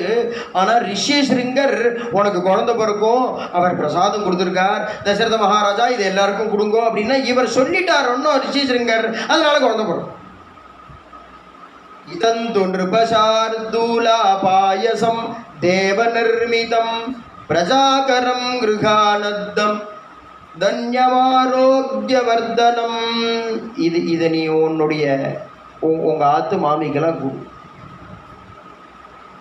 உடனே அதை வாங்கிண்டார், கண்ணில் ஒத்திண்டார். கௌசல்யை நிற்கிறா. கௌசல்யக்கு 50% பாயசத்தை கொடுத்தார். அடுத்தது சுமித்ரை நிற்கிறா, அரையாக ஆக்கி கொடுத்தார், பாதியை கொடுத்தார். அடுத்தது சுமித்ரை நிற்கிறா, அந்த அறையை 2 கால் பாகமாக்கி 1 கால் பாகத்தை சுமித்ரேட்ட கொடுத்தான். பாக்கி கால் பாகம் இருக்கு. அந்த கால் பாகத்தையும் காலே அரைக்காலா ஆக்கி கைகேயிட்டு கொடுத்தா, பாக்கி உள்ள காலே அரைக்கால திருப்பி சுமித்ரடியை விட்டார். 50% கௌசல்யக்கு, 37.5% சுமித்ர, 12.5% கைகேயி. இது வால்மீகி பகவான் சொன்ன பாயச விபஜனம். போஜராஜா காளிதாசன்னா அழகா ரசமா சொல்றார். முதல்ல பாயசம் வந்தது, 50% கௌசல்யிட்ட கொடுத்துட்டா. அடுத்தது பட்ட மகிஷி கௌசல்ய 50% கௌசல்யிட்ட கொடுத்துட்டா. அடுத்தது இஷ்ட மகிஷி, கல்யாணம் பண்ணின்ற ஆர்டர் பார்த்தேன்னா முதல்ல கௌசல்ய, அப்புறம் சுமித்ரா, கடைசி தான் கைகேயி பண்ணிட்டு இருக்கார். கைகேயி இஷ்ட மகிஷி. ஆனால் இங்கே நிற்கும் பொழுது எப்படி நின்றுட்டான்னா, முதல்ல பட்ட மகிஷி நிற்கிறா, அடுத்தது இஷ்ட மகிஷி நிற்க கைகேயி. பாக்கி 50% கைகேயிட்டு கொடுத்துட்டா. இப்போ சுமித்ரைக்கு பாயசம் இல்லை. உடனே கௌசல்யா கொஞ்சம் கொடுத்தா, கைகேயி கொஞ்சம் கொடுத்தா. இப்போ 2ஆக எடுத்து சுமித்ரை. ஆனால் அவளுக்குன்னு இவர் பாயசம் கொடுக்கல எண்ணம். அப்போ கௌசல்யக்கு பிறந்த ராமர் கௌசல்ய புள்ளன்னு இருக்கா, கைகேயிக்கு பிறந்த பரதன் கைகேன்னு இருக்கா. ஏன்னா 2 பேருக்கும் இவர் கொடுத்ததுனால சுமித்ரைக்கு இவ 2 பேர்னா பாயசம் கொடுத்துருக்கா. அதனால் கைகேயினுடைய பாதியிலிருந்து பிறந்தவர் தான் சத்ருக்னன். அவர் கைகேயிக்கு பிறந்த பரதன் பின்னாடி போயிட்டார். கௌசல்ய பாயசம் ஊற்றினாலும் அதுலேருந்து பிறந்தவர் தான் லக்ஷ்மணர். அவர் கௌசல்யக்கு பிறந்த ராமர் பின்னாடி போயிட்டார். இப்போ இவளுக்கு கடைசியில் கர்ப்பம் தரிச்சது தான் மிச்சமே தவிர புள்ள 2 புள்ள போட்டு 2 புள்ள பார்த்தா புள்ள இல்லைன்னு. இப்படி இந்த பாயச விபஜனமே இது மாதிரி நிறைய இருக்கு. இது மாதிரி பாயச விபஜனம் நிறைய ரசமாக சொல்லலாம். பாயச விபஜனம் பாயசம் கொடுத்து எல்லாரும் சாப்பிட்டு அரண்மனைக்கு போயிட்டார். இவர் பாக்கி யாகங்கள் யஜ்யங்கள்லாம் பூர்த்தி பண்ணி 1 மாதம் கழித்து இவர் அந்த அரண்மனைக்கு போகும்பொழுது அத்தனை ஆத்துக்காரியும் ஸ்நானம் பண்ணாமல் இருக்காங்கிற மங்கள செய்தியை யாகம் முடிச்சுட்டு வரும்பொழுதே தசரத மகாராஜா கேட்டால் என்னாச்சு அப்படின்னா, ததோ யஜ்ஞே சமாப்தே தோ ருதூனாம் ஷட்சமத்யயுः ததஸ்ச த்வாதசே மாசே சைத்ரே நவமிகே திதௌ நக்ஷத்ரே அதிதி தைவத்யே ஸ்வோர்ச்சசம்ஸ்தேஷு பஞ்சசு கிரகேஷு கர்க்கடே லக்னே வாக்பதாவிந்துனா சஹ ரோத்யமானே ஜகநாதம் சர்வலோக நமஸ்கிருதம் கௌசல்யா ஜனயத்ராமம் சர்வலக்ஷண சஞ்யுதம் விஷ்ணோரர்த்தம் மகாபாகம் புத்திரமைக்ஷ்வாகவர்தனம் கௌசல்யா சுஷுபே தேனா புத்ரேணாமித தேஜசா யதாவரேண தேவானாம் அதிதிஹி வஜ்ரபாணினா பரதோ நாம கைகேய்யாம் ஜக்ஞே சத்யபராக்கிரமः சாக்ஷாத் விஷ்ணோச்சதுர்பாகः சர்வைः சமுதிதோ குணைः அத லக்ஷ்மண சத்ருக்னோ சுமித்ரா ஜனயத்சுதௌ சர்வாஸ்திரகுஷலௌ வீரௌ விஷ்ணோரர்த்த சமன்விதௌ. சுவாமியினுடைய அவதாரத்தை சொன்னேன். ததோ யஜ்ஞே சமாப்தே து, யாகம் அருமையாக பூர்த்தியாகி வந்தார். யாகம் பூர்த்தியானதிலிருந்து ருதூனாம் ஷட்சமத்யயுஹு 6 ருது பூர்த்தியாச்சுங்க. நம்ம சங்கல்பத்தில் சொல்கிறோம்னு வருஷ ருது, ஹேமந்த ருது எல்லாம் சொல்கிறோமே, வசந்த ருது எல்லாம் சொல்கிறோமே. அந்த ருத்து 6 பூர்த்தியாச்சுங்க. ஒரு ருத்துவுக்கு 2 மாதம், ஒரு வருஷத்துக்கு 6 ருத்து. 6 ருத்து பூர்த்தியாச்சுங்கிறார். ருத்தூனாம் ஷட் சமத்யயுஹு 6 ருத்து பூர்த்தியாச்சு. இப்போ 6 ருத்துனா 12 மாதம் கர்ப்பவாசம். ஆனால் முதல் ருத்துவனுடைய 2வது மாதம், அப்போ முதல் மாதம் போயிடும். கடைசி ருத்துவனுடைய முதல் மாதம் 2வது மாதம் போயிடும். அப்போ 12 மாதத்தில் 2 மாதம் போய்டுறது. ருத்து 6 ருத்து கணக்காயிடும். ஆனால் 10 மாதம்தான். தசமே மாசி சூதவே வேதம் சொல்கிறது 10 மாதம்தான் கர்ப்பங்கள் பிறந்துடும். அது குழந்தை இருக்கோ இல்லையோ, அம்மா இருக்கோ இல்லையோ, 10வது மாதம் வெளியில் வந்துடும். உள்ளே இருக்காதுன்னா. ஏன்னா சிஸ்டம் அப்படி இருக்கு. அது யார் இருக்காலோ இல்லையோ வெளியில் வந்துடும் ஒன்றும்.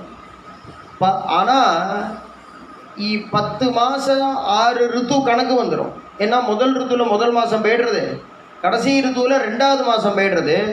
அப்போ முதல் ரித்துவனுடைய 2வது மாதம், கடைசி ரித்துவனுடைய முதல் மாதம், ரித்து கணக்கில் 6 வந்துடும். ஆனால் 10 மாதம் தான். அப்படி தப்பாக யாராவது கணக்கு போட்டுட்டு போகிறாளேன்னு வால்மீகி பகவானுக்கு கவலை. அடுத்த பதமே ததஸ்சத்வாதசே மாசே, 12 மாதமா, 12 மாதம் கர்ப்பவாசம் இருந்தாரா சுவாமி. 12வது மாதம்தான் பூர்த்தி ஆகும் பொழுது பிறக்கிறாருங்கிறார். முழு 1 வருஷம். நமக்கே 10 மாதம் நம்ம பிறக்கிறோம் இன்னும். ஆனால் சாஸ்திரம் என்ன சொல்கிறது, கர்ப்பவாசம் 1 வருஷம்னு கணக்கு சொல்லுது. கர்ப்பவாசம் 1 வருஷம் கணக்கு. அதனால தான்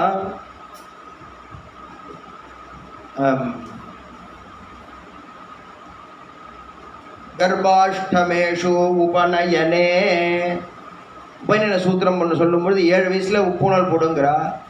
ஆனால் 8 வருஷங்கிறது என்னென்னா கர்ப்பத்திலிருந்து 8 மாதம், அதாவது 8 வருஷம். அப்போ கர்ப்பம் 1 வருஷம், பிறந்து 7 வயசு.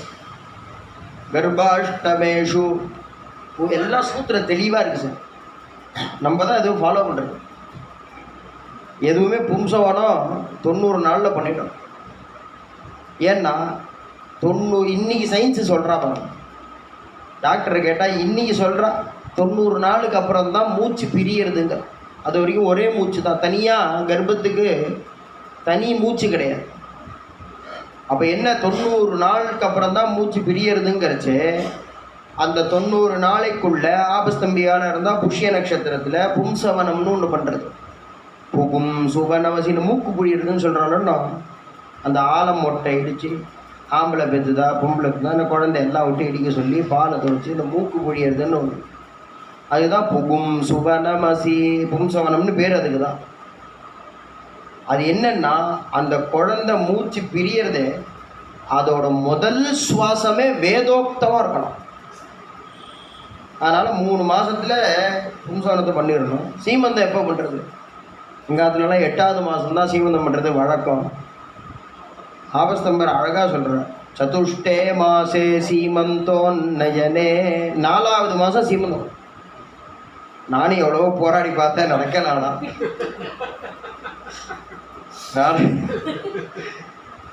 சீமந்தம் ஏகநாத்துக்கு சீமந்தம் 4வது மாதம் பண்ணால் நடக்க மாட்டேங்கிறது. ஏன்னா அது பெரியவாள் மீறியும் பண்ணவும் முடியல. ஆனால் தெளிவாக இருக்குது சார் சூத்திரம். அதுலெல்லாம் நமக்கு சந்தேகமே வேண்டாம். சதுஷ்டே மாசே சீமந்தோன்னயனே, 4வது மாதம் சீமந்தம். திராக்கியானர் சொல்கிறார் சதுஷ்டேவா சஷ்டேவா, 4ல் பண்ணு, முடியலன்னா 6ல் பண்ணுங்கிறார். 6ல் பண்ணிவிட்டேன் நான் 6வது மாதம் சீமந்தம் பண்ணிவிட்டேன். இது 8 கிட்டி 7 கிட்டி இது காட்டுங்கிற, நீ காட்டு. நான் பண்ணுறேன். நான் குழந்தை பிறந்து கூட நான் சீமந்தம் பண்ணுறேன்யா, எனக்கு வாக்கு சூத்திர காட்டு, நான் காட்டுறேன். எனக்கு தோணியில் தான் நான் சொல்லலை, இருக்கு பார். சதுஷ்டே மாசே சீமந்தோனேன்னு சொல்லியிருக்கு. 4 பண்ணக்கூடாது. அப்போ என்ன பண்ணுறது? 8ல் தான். அப்போ 4 பண்ணக்கூடாது. சதுஷ்டேவா சஷ்டேவா, 4ல் பண்ணு, தப்பித்துனா 6ல் பண்ணிவிடுது அப்படின்னு திராக்கியான சூத்திரம். அப்போ இதெல்லாம் தாண்ட முடியாது. அப்போ என்னன்னா கர்ப்பம் 1 வருஷம், அது எத்தனை நாளாக இருந்தாலும் சரி. ஆனால் இங்கே ருஜுப்படுத்துகிறார் ததஸ்சத்வாதசே மாசே, 12 மாதமும் இருந்தாராம். ஏன் 12 மாதமும் இருந்தார் பிரபு அப்படின்னா, திருப்பி இன்னைக்கு சயின்ஸை சொல்கிறா பாருங்க. புருஷ கர்ப்பம் 2 மாதம், ஸ்திரீ கர்ப்பம் 10 மாதம். இங்கே புருஷ கர்ப்பம் இல்லை, பாயசத்துலேருந்து வந்ததுனால முழு 12 மாதம் அம்மாட்டே இருக்கார் பிரபு. சரி பிரபு தானே, 10 மாதத்தில் ஆச்சுனாக்கா 27 நரகமாக கர்ப்பவாசத்தை சாஸ்திரங்கள்லாம் சொல்கிறதே, அந்த நரகத்தில் போய் இருப்பாளா? சீக்கிரம் 10 மாதத்தில் கிளம்பி வெளியில் வர வேண்டியதானே அப்படின்னா, அது மணி வயிறாக இருந்துதான். அதனால் 10 மாதத்தில் வெளியில் வரணும்னு சௌக்கியமாக இருந்ததுனால தூங்கி போயிட்டாராம். 10 மாதத்துக்கு 12 மாதம் 10 மாதம் அவ்வளோ மணி வயிறு. வேறு யாருக்கு பார்த்துவே இன்னி வரையும் பாருங்க, பகவானே எவ்வளவோ அவதாரம் பண்ணியிருக்கான். இன்னி வரைக்கும் பாருங்க, மண்ணு புகழ் கோசலை தன் மணிவயிறு வாய்த்தவனே, மணிவயிறு வாய்த்தவனே. ஏன்னா அந்த மணிவயிறு உனக்கு வாய்த்தவனே, ராமா உனக்கு கிடைச்சிருக்கே. மணிவயிறு வாய்த்தவனே, மணி வயத்தில் நீ போய் இருந்திய, நீ இருந்ததுனால அந்த வயிறு மணி வயிறாச்சே, மணி வயரை வாய்த்தவனே. மண்ணு புகழ் கோசலை தன் மணிவயிறு வாய்த்தவனே. தென்னிலங்கை, எதுக்காக நீ அங்க வந்து பிறந்த? தென்னிலங்கை கோள் முடிகள் சிந்து வித்தாய் செம்பொன் சேர் கண்ணினன் மாமதில் புடைசூழ் கண்ணபுர தென் கருமணியே. அந்த பாவம் வந்துருத்தான். கௌசல்யைக்கு பிறந்தவனே தானே சொல்றார். மண்ணு புகழ் கோசலை தன் மணிவயிறு வாய்த்தவனே முதல் அடி. அடுத்த அடியில என் கருமணியே, தானே கௌசல்யா ஆயிட்டார். ஆழ்வார் தானே கௌசல்யா ஆயிட்டார். என் கருமணியே ராகவனே தாலேலோ. தூங்குபா தூங்கேம்பா தூங்கேம்பாங்கிறாரோ, அது கோசலைங்கிறது அப்புறம். அது பாவம் வந்து ஒருத்தனா தானே கௌசல்யா ஆயிட்டார். அந்த மணி வயிறுனால 10க்கு 12 மாதம் தூங்கி போயிட்டாராம். மூச்சு பார்த்து அடடா 12 மாதம் ஆயிரத்தே பிறக்கணுமேனு பிறந்தாராம். ததஸ்சத்வாதசே மாசே சைத்ரே, சித்திர மாதம். சித்திர மாதம்னா நம்ம சித்திர மாதம் இல்லை, சைத்திர சுத்தம்னு பேர். பாரத தேசம் ஃபுல்லாக தமிழ்நாடு கேரளாவுக்கு ஒரு பஞ்சாங்கம், பாக்கி பாரத தேசம் பூரா ஒரு பஞ்சாங்கம். தமிழ்நாடு கேரளாவுக்கு சூரியனை உத்தேசித்து பஞ்சாங்கம், தமிழ்நாடு கேரளா நீங்களா, பாக்கி சந்திரனை உத்தேசிச்சு. இப்போ தானே தமிழ்நாடு கேரளாலாம், தமிழ்நாடு கேரளா அப்படிங்கிறதுனா இப்போ தானே பார்டர் போட்டிருக்காங்க. இன்னும் 100 வருஷம் கழிச்சு பிறக்கிற குழந்தைகளுக்கு ஆந்திரா தெலுங்கானா 2 ஸ்டேட்டாக தானே தெரியும். நமக்கு தெரியறதோன்னு இன்றைக்கி பார்டர் போட்டு பிரிச்சிருக்கான்னு இன்றைக்கி நமக்கு தெரியறதோன்னு. அது மாதிரி பிரிஞ்சது தானே எல்லாம். அப்போ எல்லாம் ஒன்றா தானே, சேர சோழ பாண்டிய நாடாக தானே இருந்தது. அதனால் இந்த பிரதேசம் சாஸ்திரம் தான் பிரிக்கிறது. யார் பிரித்தா போ பார்டர் ஏற்படலாம் கேட்க முடியாது. ஏன்னா இது வரைக்கும் சௌரியமானால் இது இவாள்லாம் சாந்திரமானால் இன்னும் ரிஷிகள் தானே பிரிக்கிறா. அப்போ என்னன்னா அவளுக்கெல்லாம் இந்த தமிழ்நாடு கேரளா நீங்களா பாக்கி எல்லாருக்கும் அமாவாசை ஆயிடுச்சுன்னா மாதம் பிறந்துடும். நமக்கெல்லாம் அப்படி மாதம் பிறக்க. அப்போ என்ன அப்படின்னா சைத்திர சுத்தம். அதனால தான் சில வருஷம் பங்குனி மாதமே ராமநவமி வந்துடும்.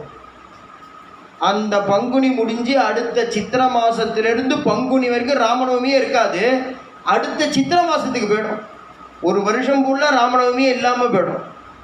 அப்போ என்னன்னா அந்த அயோத்தி சாந்திரமானமானத்தினால அந்த கேலண்டரை ஃபாலோ பண்ணுறாங்க. சைத்ரே நவமி கே திதௌ, நவமி திதியில் அவதாரம் பண்ணி இந்த அஷ்டமியை நவமி என்ன பண்ணிட்டு பகவான்கிட்ட போச்சு. ஜெகத் சிருஷ்டி காலத்தில் எங்கள் 2 பேரும் எதுக்கு சிருஷ்டி பண்ணிங்க? இந்த திதி கணத்திலிருந்து எங்கள் 2 பேரும் எடுத்துருங்கோ, எங்கள் 2 பேரும் எடுத்துருங்கோ. பகவான் கேட்டால் ஏன்பா அப்படி சொல்கிறேன்? யார் எதுக்கு நாள் பார்க்கணும் அப்படின்னு பஞ்சாங்கத்தை பிரித்தாலும் அஷ்டமி நவமி வேண்டாங்க. வேண்டாங்கிறதுக்கு எதுக்கு நாங்கள் இருக்கணும்? எதுக்கு நாள் பார்த்தாலும் சரி அஷ்டமி நவமி வேண்டாம், அஷ்டமி நவமி வேண்டாம். காய்கறி கடைக்கு போகிறேன்டா அஷ்டமி நவமி வேண்டாங்க. கொல்லையில் கீரை இருக்கும், பறிச்சு சாப்பிட்டுக்கலாம், மரத்தக்காளி கூட ரத்த குழம்பு வச்சுக்கலாம்.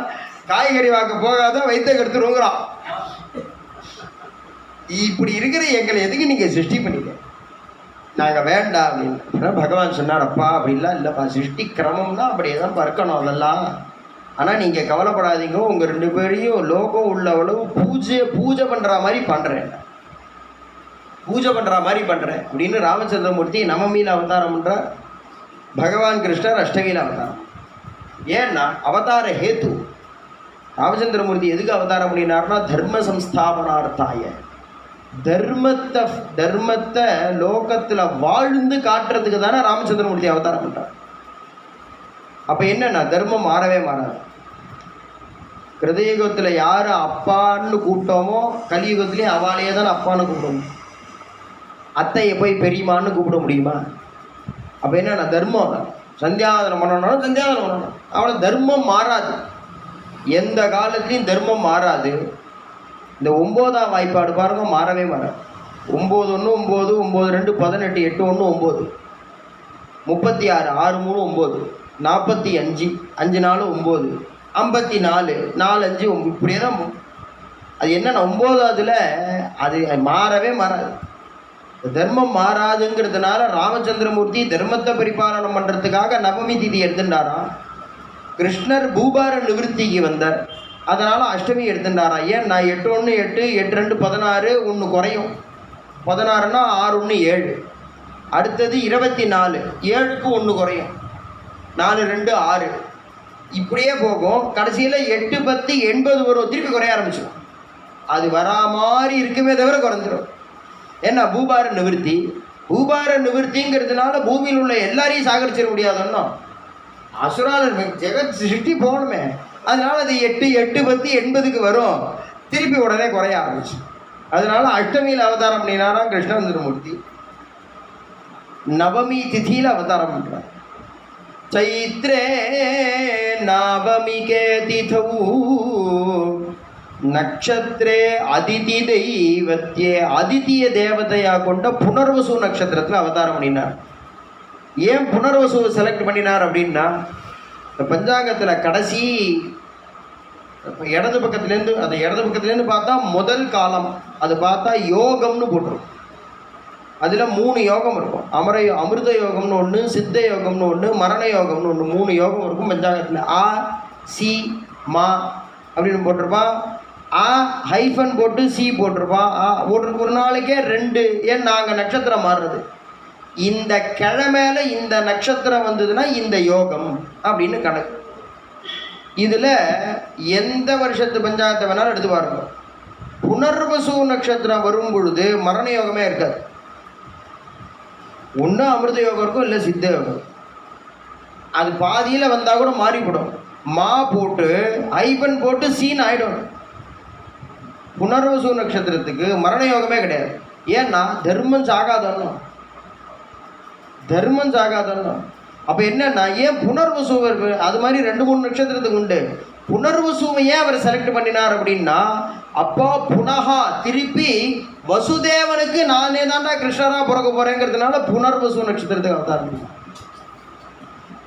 நட்சத்திரே அதிதி தெய்வத்திய அதித்திய தேவதையா கொண்ட அது என்ன அப்படின்னா, தேவர்களுக்கெல்லாம் அம்மா அதிதி, தேவர்களுக்கெல்லாம் அம்மா பகவான். அதனால புனர்வசூல அவதாரம். அதிதிய தேவதையா கொண்ட நட்சத்திரமாகிய புனர்வசூல அவதாரம். நட்சத்திரே அதிதி தேவத்யே ஸ்வோச்ச சம்ஸ்தேஷு 5 கிரகம் உச்சமா. அதுதான் ஃபர்ஸ்ட் அண்ட் லாஸ்ட் நவகிரகங்களுக்கே எக்ஸ்பீரியன்ஸ். நவகிரகமே அது வரைக்கும் அது மாதிரி பார்த்தது இல்லையா.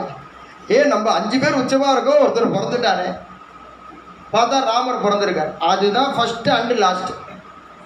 ஏதாவது ஒன்று தட்டிடும். 4 கிரகம் உச்சம் இருக்கும், 3 கிரகம் உச்சம் இருக்கும், ஏதோ ஒன்று இருக்குமே தவிர பிரபுவை தவிர இன்னொருத்தருக்கு 5 கிரகம் உச்சம்னு இன்னி வரைக்கும் கிடையாது. இது எல்லாமே பிறக்கிற குழந்தைகள் சம்பந்தமாக சொல்கிறாரே தவிர எடுக்கிற குழந்தைகள் சம்பந்தமாக சொல்லலை. பிறந்தா தான் இந்த கணக்கு. அது நீ என்ன நட்சத்திரம் 4 நட்சத்திரம் பார்த்து எடுத்தாலும் அது அவன் தலையில் எடுத்ததும் அப்படிதான் இருப்பான். அது இதெல்லாம் செல்லுபடி ஆகாது. இதெல்லாம் செல்லுபடியா நம்ம புத்திக்கு உட்பட்டு கிரகங்கள் நடக்கும். அந்த பேசிக் நாலேஜ் நமக்கு வேணும். அந்த அடிப்படை கிரகங்கள் பகவான். நம்ம கிரகங்களுக்கு அதீனமாக இருக்கோமே தவிர நம்ம புத்தி சக்திக்கு அதீனமாலாம் கிரகங்கள் கிடையாது. இதெல்லாம் பிறக்கிற குழந்தைகள் விஷயமா. அவர் பிறக்கிறாருன்னா ராமர், அதனால பேசுகிறார். ஸ்வோச்ச சம்ஸ்தேஷு 5 கிரகேஷு கர்க்கடே லக்னே. கடக லக்னத்தில் அவதாரம் பண்ணிடணும். நாளைக்கு லீவு தானே. கடக லக்னத்தில் அவதாரம் பண்ணி இன்னொரு 10 நிமிஷம் ஆகும். அதுங்க கடக லக்னத்தில் ஏன் கடக லக்னத்தில் பகவான் அவதாரம் பண்ணி அந்த லக்னத்தை ஏன் எல்லாத்துக்கும் காரணம் சொல்கிறான் சார். ஆக்சுவலி இதெல்லாம் 7 நாளில் ராமாயணம் சொல்லணும்னா அதெல்லாம் நான் சொல்ல முடியுமா? என்னன்னா எனக்கு சொல்றவாளுக்கு சுதந்திரம் இருந்தால் தானே சொல்ல முடியும். நீ நான் என்ன 4 நாளாக ராமாயணம் சொல்லிட்டு இருக்கேன், இன்னைக்கு தான் ராமர் பிறக்கிறாரு, இத்தனை நேரம் காட்டுக்கு போயிருக்க வேண்டாமா? நான் போக வேண்டியதான் காட்டுக்கு. கிரகேஷு கர்க்கடே அவள் விஷயம் அவ்வளவு இருக்கு. நான் அனாவசியம் பேச மாட்டேன். அனாவசியம் பேசுறேன். கதைக்கு வெளியில எங்கேயாவது போனா கூட தர்மமா அக்கப்போரே பண்ணக்கூடாது. இங்க இது இந்த வியாசபீடம்னு பேர். இங்க உட்காந்து அக்கப்போர் பண்றதுக்கா இங்க இடம்? அக்கப்போரே பண்ணக்கூடாது. இருக்கிறத சொல்லணும், சத்தியமா பேசணும். கிரகேஷு கர்க்கடே லக்னி கடக லக்னத்துல அவதாரம். ஏன் அப்படின்னா தசரத மகாராஜா யாகம் பண்ணினார். அந்த யாகம்லாம் சொல்லலை, நான் யாகம்லாம் வர்ணிக்கிறார். அவன் அத்தனை பேரும் ஐயோ தசரதா நீ நல்லா இருப்ப, இவன் என்ன படுத்துறாங்கிற. யாகசாலையில உட்கார்ந்துட்டு தசரதரால மந்திரம் சொல்ல முடியலையா, ஓலமா இருக்கான் அவரு. போஜனசாலையிலிருந்து ஓலம். என்ன போஜனசாலையிலிருந்து ஓலம் அப்படின்னா, ஐயோ நான் தயிர் சாதம் சாப்பிட்டு முடிச்சிட்டேன், எனக்காக நீங்க சாப்பிட்டு தான் ஆகணும்னு 10 குஞ்சாலான இடத்துல இருந்து போடுறானா, 10 ஜிலேபியை போடுறானா. எனக்கு அது வரல, அப்பெல்லாம் வரவே இல்லை, எனக்கு வடை போடவே இல்லைன்னு அனர்த்தவாலம் இல்லை. அவன் அத்தனை பேரும் ஐயோ என்ன திவசே திவசே நக்தம்ங்கிறார் அவர். ஸ்லோகம்லாம் சொல்லலை நான் இப்போ. அன்னைக்கு சமைக்கிறாளாம். எப்படின்னா பர்வதோபமாக பல்லாவரம் மலை மாதிரி அன்னகூட்டாஸ்ச பகவஹா. பல்லாவரம் மலை மாதிரி சாதம் வடிச்சு வச்சிருக்கா. ஏன்னா தசரத மகாராஜா யாகம் பண்றார். ஒரு நாளைக்கு 10 லட்சம் பேர் சாப்பிட்றாங்க. இது இப்படிலாம் நடக்குமான்னு நமக்கு தோணும். பெரியவா இங்கே வந்திருக்கான், நம்ம பாக்கியம். பெரியவா இங்கே ராஜகீழ் பக்கத்தில் இருக்கா. நீங்கள் போய் பாருங்க. நம்ம குரூப்பில் இருக்கிற சங்கரனா தான் ஸ்டோர்ஸ் இன்சார்ஜ் ஆங்க. இங்கே இப்போ மளிகை சாமான் ஸ்டோர் இருக்கும், நான் ஸ்டோர் இன்சார்ஜ் அவர் தான். அவர் ஃபோன் பண்ணி அலறார். கணபதி இந்த இந்த ஒர்க்கிங் டேலாம் எதுவும் இல்லை, வேலைக்கு 1000 பேர் சாப்பிட்றாங்க. வேலைக்கு 1000 பேர் சாப்பிட்றான். யார் பெரியவாளை பார்க்க வரா, சந்திரமுனீஸ்வரர் தரிசனம், வேலைக்கு 1000 பேர் சாப்பிட்றாங்க மினிமம். அப்புறம் சொல்கிறோம் என்ன முடியலங்களா, நாங்கள் 2 நாள் தான் எண்ணி நோங்குறேன். இன்னைக்கு நவராத்திரி ஆரம்பித்து 5 நாள் நடத்தணும், 4 நாள் நடத்தணும். அது அடுப்பு அணையவே மாட்டேங்கிறதுங்கிறார். அப்போ இன்னைக்கே அப்படி இருக்க, இன்னைக்கே அப்படி இருக்கு பார்த்தேடா. அப்போ அன்னைக்குனாக்க அது அது சத்திரம்னு பேர். அதுக்கு தான் சத்திரம்னா நம்ம ஏதோ ஒரு பில்டிங்கு கட்டிட்டு சத்திரம்னு பேர் வைக்கிறோம். இது அன்னச்சத்திரம், சத்திரம் அப்படின்னு பேர். சத்திரம்னா யாகம்னு அர்த்தம். சத்திரம்னா யாகம்னு அர்த்தம். என்னன்னா இத்தனை லட்சம் பேர் சாப்பிடணும்னு இருக்கு ரூல். அத்தனை லட்சம் பேர் சாப்பிடணும்னா நீ சாப்பிட்றியா, உனக்கு கிடையாதுன்னு சொல்ல முடியாது, அப்புறம் கவுண்ட் வராதங்க. அதனால இத்தனை பேருக்கு அன்னதானம் பண்ற இடத்துக்கு அந்த யாகம் பண்ணி இத்தனை பேருக்கு அன்னதானம் பண்ற போஜனசாலை இருக்கே, அதுக்கு தான் சத்திரம்னு பேர். இவன் இங்க உட்காந்து தசரத மகாராஜா மந்திரம் சொல்றாளாம். ஐயோ பத்ரந்தே பத்ரந்த், ஐயோ நீ சௌக்கியமா இருப்ப. அன்னகூட்டாஸ்ச மலை மாதிரி வெடிச்சு வச்சிருக்காளா. திவசே திவசே டெய்லி வெடிக்கிறானா. மகாநசம்னு பேர். நம்ம ஒரு மண்டபத்துக்கெல்லாம் போகிறோம் சாப்பிடணும்னா சமையல் ரூம் போய் பார்க்கக்கூடாது. சமையல் ரூமில் போய்ட்டோன்னா அப்புறம் அங்கே சாப்பிட தோணும். அதுக்கு மகாநசம்னு பேர். அதுக்கு அது என்னன்னா, அது அல்வாவை கட் பண்ணிட்டே இருப்பான், தெரியாமல் 2 கீழே வந்துடும், எடுத்து வேட்டியில் தொடச்சி மேலே போட்டுருவான். அவன் அங்கேயே வெத்தலையை போட்டு துப்புவான். அது நேற்று ராத்திரிக்கு சாம்பார் இருக்கும், மறுநாள் காத்தால் அது சுட வச்சு இப்போ புது சாம்பாரோடு தட்டி விட்டுருவாங்கிற. அது கிச்சன் உள்ளே போகவே கூடாது. யாரும் ஆற்று கிச்சன் உள்ளே போகக்கூடாது. எங்கள் பாட்டிலாம் என்ன திட்டியிருக்கா, சமையல் ரூமில் புருஷாளுக்கு என்னடா வேலை? இன்னி விஷயம் வேறு நான் சொல்லலை, நான் இன்னி விஷயத்தை பற்றி பேசலை. புருஷாளுக்கு சமையல் ரூமில் என்னடா வேலை? அந்த பக்கம் போ அப்படின்பா. மகானசம்னு பேர், அதை போய் பார்க்கக்கூடாது. தட்டி விட்ருவாங்கிற 2 நாளைக்கு சாம்பார் இருக்கும், சுட பண்ணி தட்டி விட்றான். அப்படி இல்லையா இங்கே திவசே நான் டெய்லி சமைக்கிறானோ, டெய்லி சமைச்சு, ஐயோ தசரதா நீ நல்லா இருப்ப, நீ சத்தியமா நான் சொல்றேன் நீ நல்லாவே இருப்ப, எனக்கு உத்தராபோதனம் போட சொல்லி என்னால் முடியலங்கிறான். போதன சாலையிலிருந்து ஐயனால முடியல. இப்படி அது சில பேருக்கு ராசி என்னன்னா, இப்படி அன்னதானம் நடக்கும். 3:30 மணி வரைக்கும் 3:45 வரைக்கும் சாதம் போட்டிருப்பான். அந்த 3:45க்கு ஷட்டரை இழுத்து, எதுக்காக இழுக்கிறா ஷட்டரை அப்படின்னா, 4 மணிலேருந்து டிஃபன் ஆரம்பம்.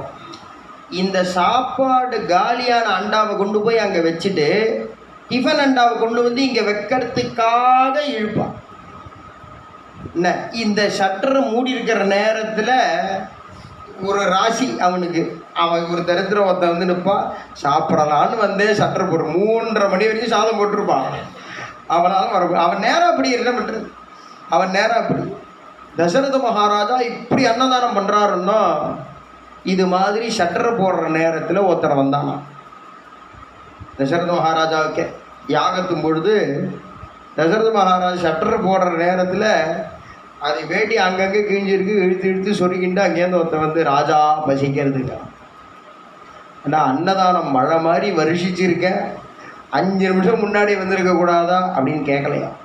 நமக்கு கோபம் ஒரு முன்னும், உன் தரித்திரம் இங்கே வந்து காட்டுறைய, இங்கே பாரு, டைரியை பாரு, 1,43,684 பேர் தின்றுருக்கான், உனக்கு இல்லைன்னு சொல்லும்படி இப்போ நீ என்னை வைக்கிற, உன் தரித்திரம் அப்படி அவனை திட்டுவோம் முன்னோம்.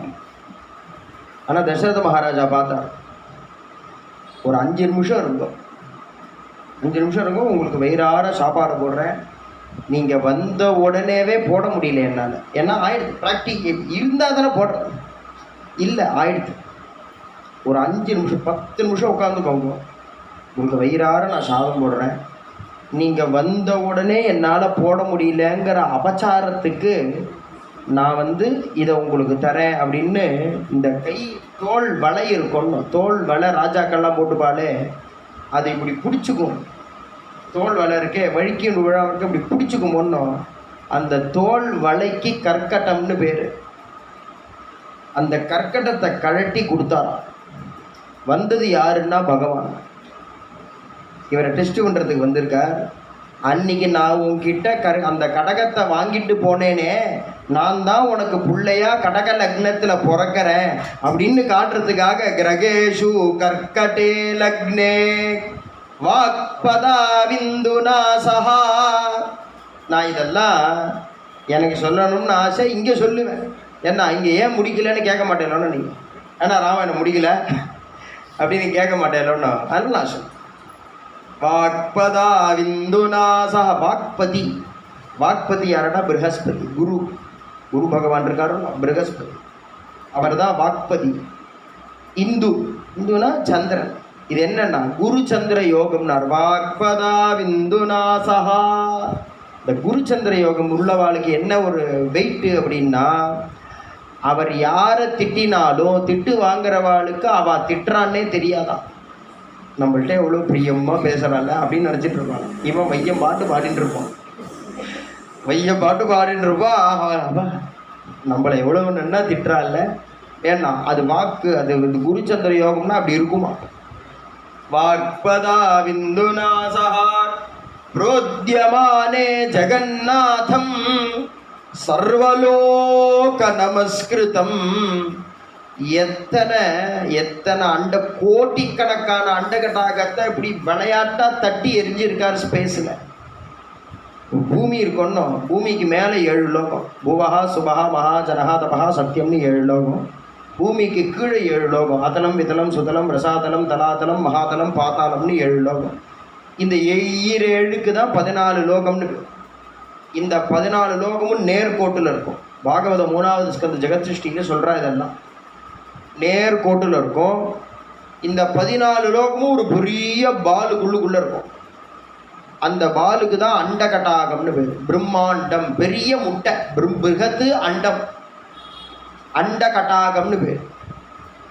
இது மாதிரி கோட்டிக்கணக்கான அண்டகட்டாகங்கள் தொங்கின்னு இருக்கு. அதை விளையாட்டா உருட்டி விட்டு விளையாடின்னு இருக்கான் பகவான். லீலா விபூதின்னு பேர் அதுக்கு தான். நம்ம சொல்கிறோம் முன்னோ, பரமம் பவித்ரம் பாபா விபூதிம் பரமம் விசித்திரம் லீலா விதான் அந்த லீலா விபூதின்னு பேர். அப்படி அப்படி அப்படி உருட்டி உருட்டி போட்டிருக்கானோ. அப்போ என்னன்னா சர்வமும் பகவானோடது. அதனால தான் அவனுக்கு ஈஸ்வரன்னே பேர். ஈஸ்வரன் அப்படிங்கிற சப்தத்துக்கு என்ன அர்த்தம்? ஐஸ்வர்யத்தை உடையவன் ஈஸ்வரன் பேர். அப்போ இது எல்லாம் பகவானோடது. அதனால பகவானுக்கு ஈஸ்வரன் பேர். இது சர்வமும் அவனோடது. அதனால யார் எங்க இருந்தாலும் அவனுக்கு நமஸ்காரம் பண்றான். சர்வலோக நமஸ்கிருதம் புரோத்யமானே ஜெகநாதம். எல்லா ஜெகத்துக்கும் அவன் தானே நாதன். புரோத்யமானே ஜெகநாதம் சர்வலோக நமஸ்கிருதம். அப்பேற்பட்ட பகவானுக்கு கௌசல்யா ஜனயத்ராமம். காம்பாஞ்ச கருந்துளசியினால ரங்கநாதர் சரணத்தை அர்ச்சனை பண்ணி பண்ணி பண்ணி பண்ணி 60,000 வருஷம் நம்மளை இப்படி ஆராதனை பண்ணியிருக்காளே, அந்த கௌசல்யைக்கு நம்ம எதை கொடுத்தாலும் போராது. சர்வலோக நமஸ்கிருதமாக இருக்கக்கூடிய நம்ம அந்த கௌசல்யைக்கு நமஸ்காரம் பண்ணணுங்கிறதுக்காக கௌசல்யைக்கு வந்து பிறந்தானா. கௌசல்யா ஜனயத் ராமம் சர்வலக்ஷண சயுதம். சர்வலக்ஷணத்தோடு பிறந்தானா. சர்வலட்சணத்தோடு பிறந்தாருன்னா என்ன அர்த்தம்னா, சதுர்புதன் சங்கம் சக்கரம் கிரீட்டம் கவசம் குண்டலம்னு கிருஷ்ணர் எப்படி அவதாரம் பண்ணுறாரோ அப்படி பிறக்கிறார். துளசிதாசர் தான் அதை பிடிச்சி கொடுக்குறார். பயே பிரகட கிருபாளா. பிரகடனமானாராம் கௌசல்யேட்டேருந்து ராமச்சந்திரமூர்த்தி. பார்த்த உடனே பயந்துட்டானான். என்னன்னா நம்ம குழந்தை பிறக்குன்னு பார்த்தாக்கா என்னமோ வருது. பார்த்தா சங்கு சக்கர கதாதாரியா கிரீடம் கவசம் குண்டலம் கேயூர் முக்தாஹாரம் நூபுரம்னு வைகுண்ட தரிசனம் கௌசல்யைக்கு. கிருஷ்ணர் மாத்திரம் நினச்சிக்காதீங்க. கிருஷ்ணர் ஏன் வைகுண்ட ரூபத்தில் வந்தார்னா, முதல்ல ராமர் வைகுண்ட ரூபத்தில் வந்ததுனால. நம்ம பக்ஷம் அது. பயே பிரகட கிருபாணா தீனதயாளா கௌசல்யா சுககாரி. கௌசல்யக்கு சுகத்தை கொடுக்கணுங்கிறதுக்காக அவளுக்கு அவதாரம். ஹர்ஷித மகதாரி முனிமனஹாரி அத்புத ரூப விசாரி. அவ்வளவு அற்புதமா இருக்கார் சுவாமி. பார்த்தா என்ன நதமத்புதம் பாலகமம்புஜேக்ஷணம்னு அப்புறம் முதல்ல இங்க அத்புத ரூப விசாரி. பார்த்தா எப்படி இருக்குன்னா லோச்சனு அபிராமா. பார்க்க பார்க்க திகட்டாத அமுதனா இருக்காரா சுவாமி. எப்படி நம்ம இன்னைக்கு திருமாலாளர்கள் போய் முதலில் போய் அமுதனை பார்த்து ஆறாவ அமுதன்னு பேர். ஏன்னா ஆறவே ஆறாது. பார்த்தது போரும் தோணுமா? சுவாமியை பார்த்தது போரும் தோணுமா? எந்த சுவாமியாக தான் இருக்குமே, சுவாமியை பார்த்தது போரும் தெரியும் தோணுமா? லோச்சனு அபிராமா.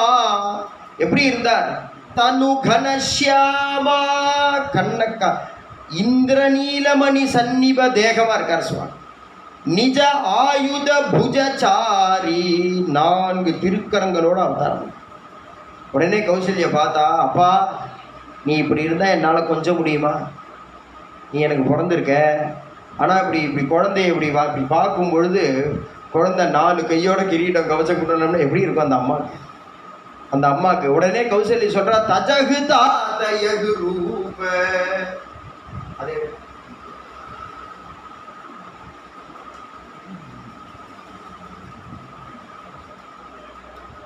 தஜகுதாத. அப்பா இந்த ரூபத்தை தியாகம் பண்ணி விடுங்க. இந்த ரூபத்தை விடு, இந்த ரூபம் வேண்டாம். அது சார்ஜ் இல்லையா? சரி தஜகுதாதயகு ரூப. அப்பா இந்த ரூபத்தை விட்டு தரு. ஏன் நான் என்னால கொஞ்சம் முடியலையே, நான் கொஞ்சம்னா நீ என்ன பண்ணணும் அப்படின்னா தஜகுதாதயகு ரூப. அப்ப நான் என்னமா பண்ணணும்? கீஜை சிசுலீலா. சிசு லீல பண்ணு, குழந்தையாகி என்கிட்ட விளையாடு. அதி பிரியசீலா, ஏ பிரியமானவனே அப்படின்னு அவ பிரார்த்தனை பண்றா கௌசல்யா தேவி. எதுக்காகன்னா கௌசல்யக்கு நமஸ்காரம் பண்ணணும்னு அவளுக்கு அவதாரம் அப்படின்னா.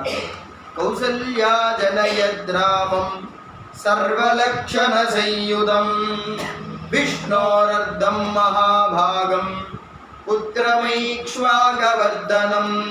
மேல நாளைக்கு சனி ஞாயிறு லீவ். நாளைக்கு தான் சனிக்கிழமை. கோயில்ல சக்கரை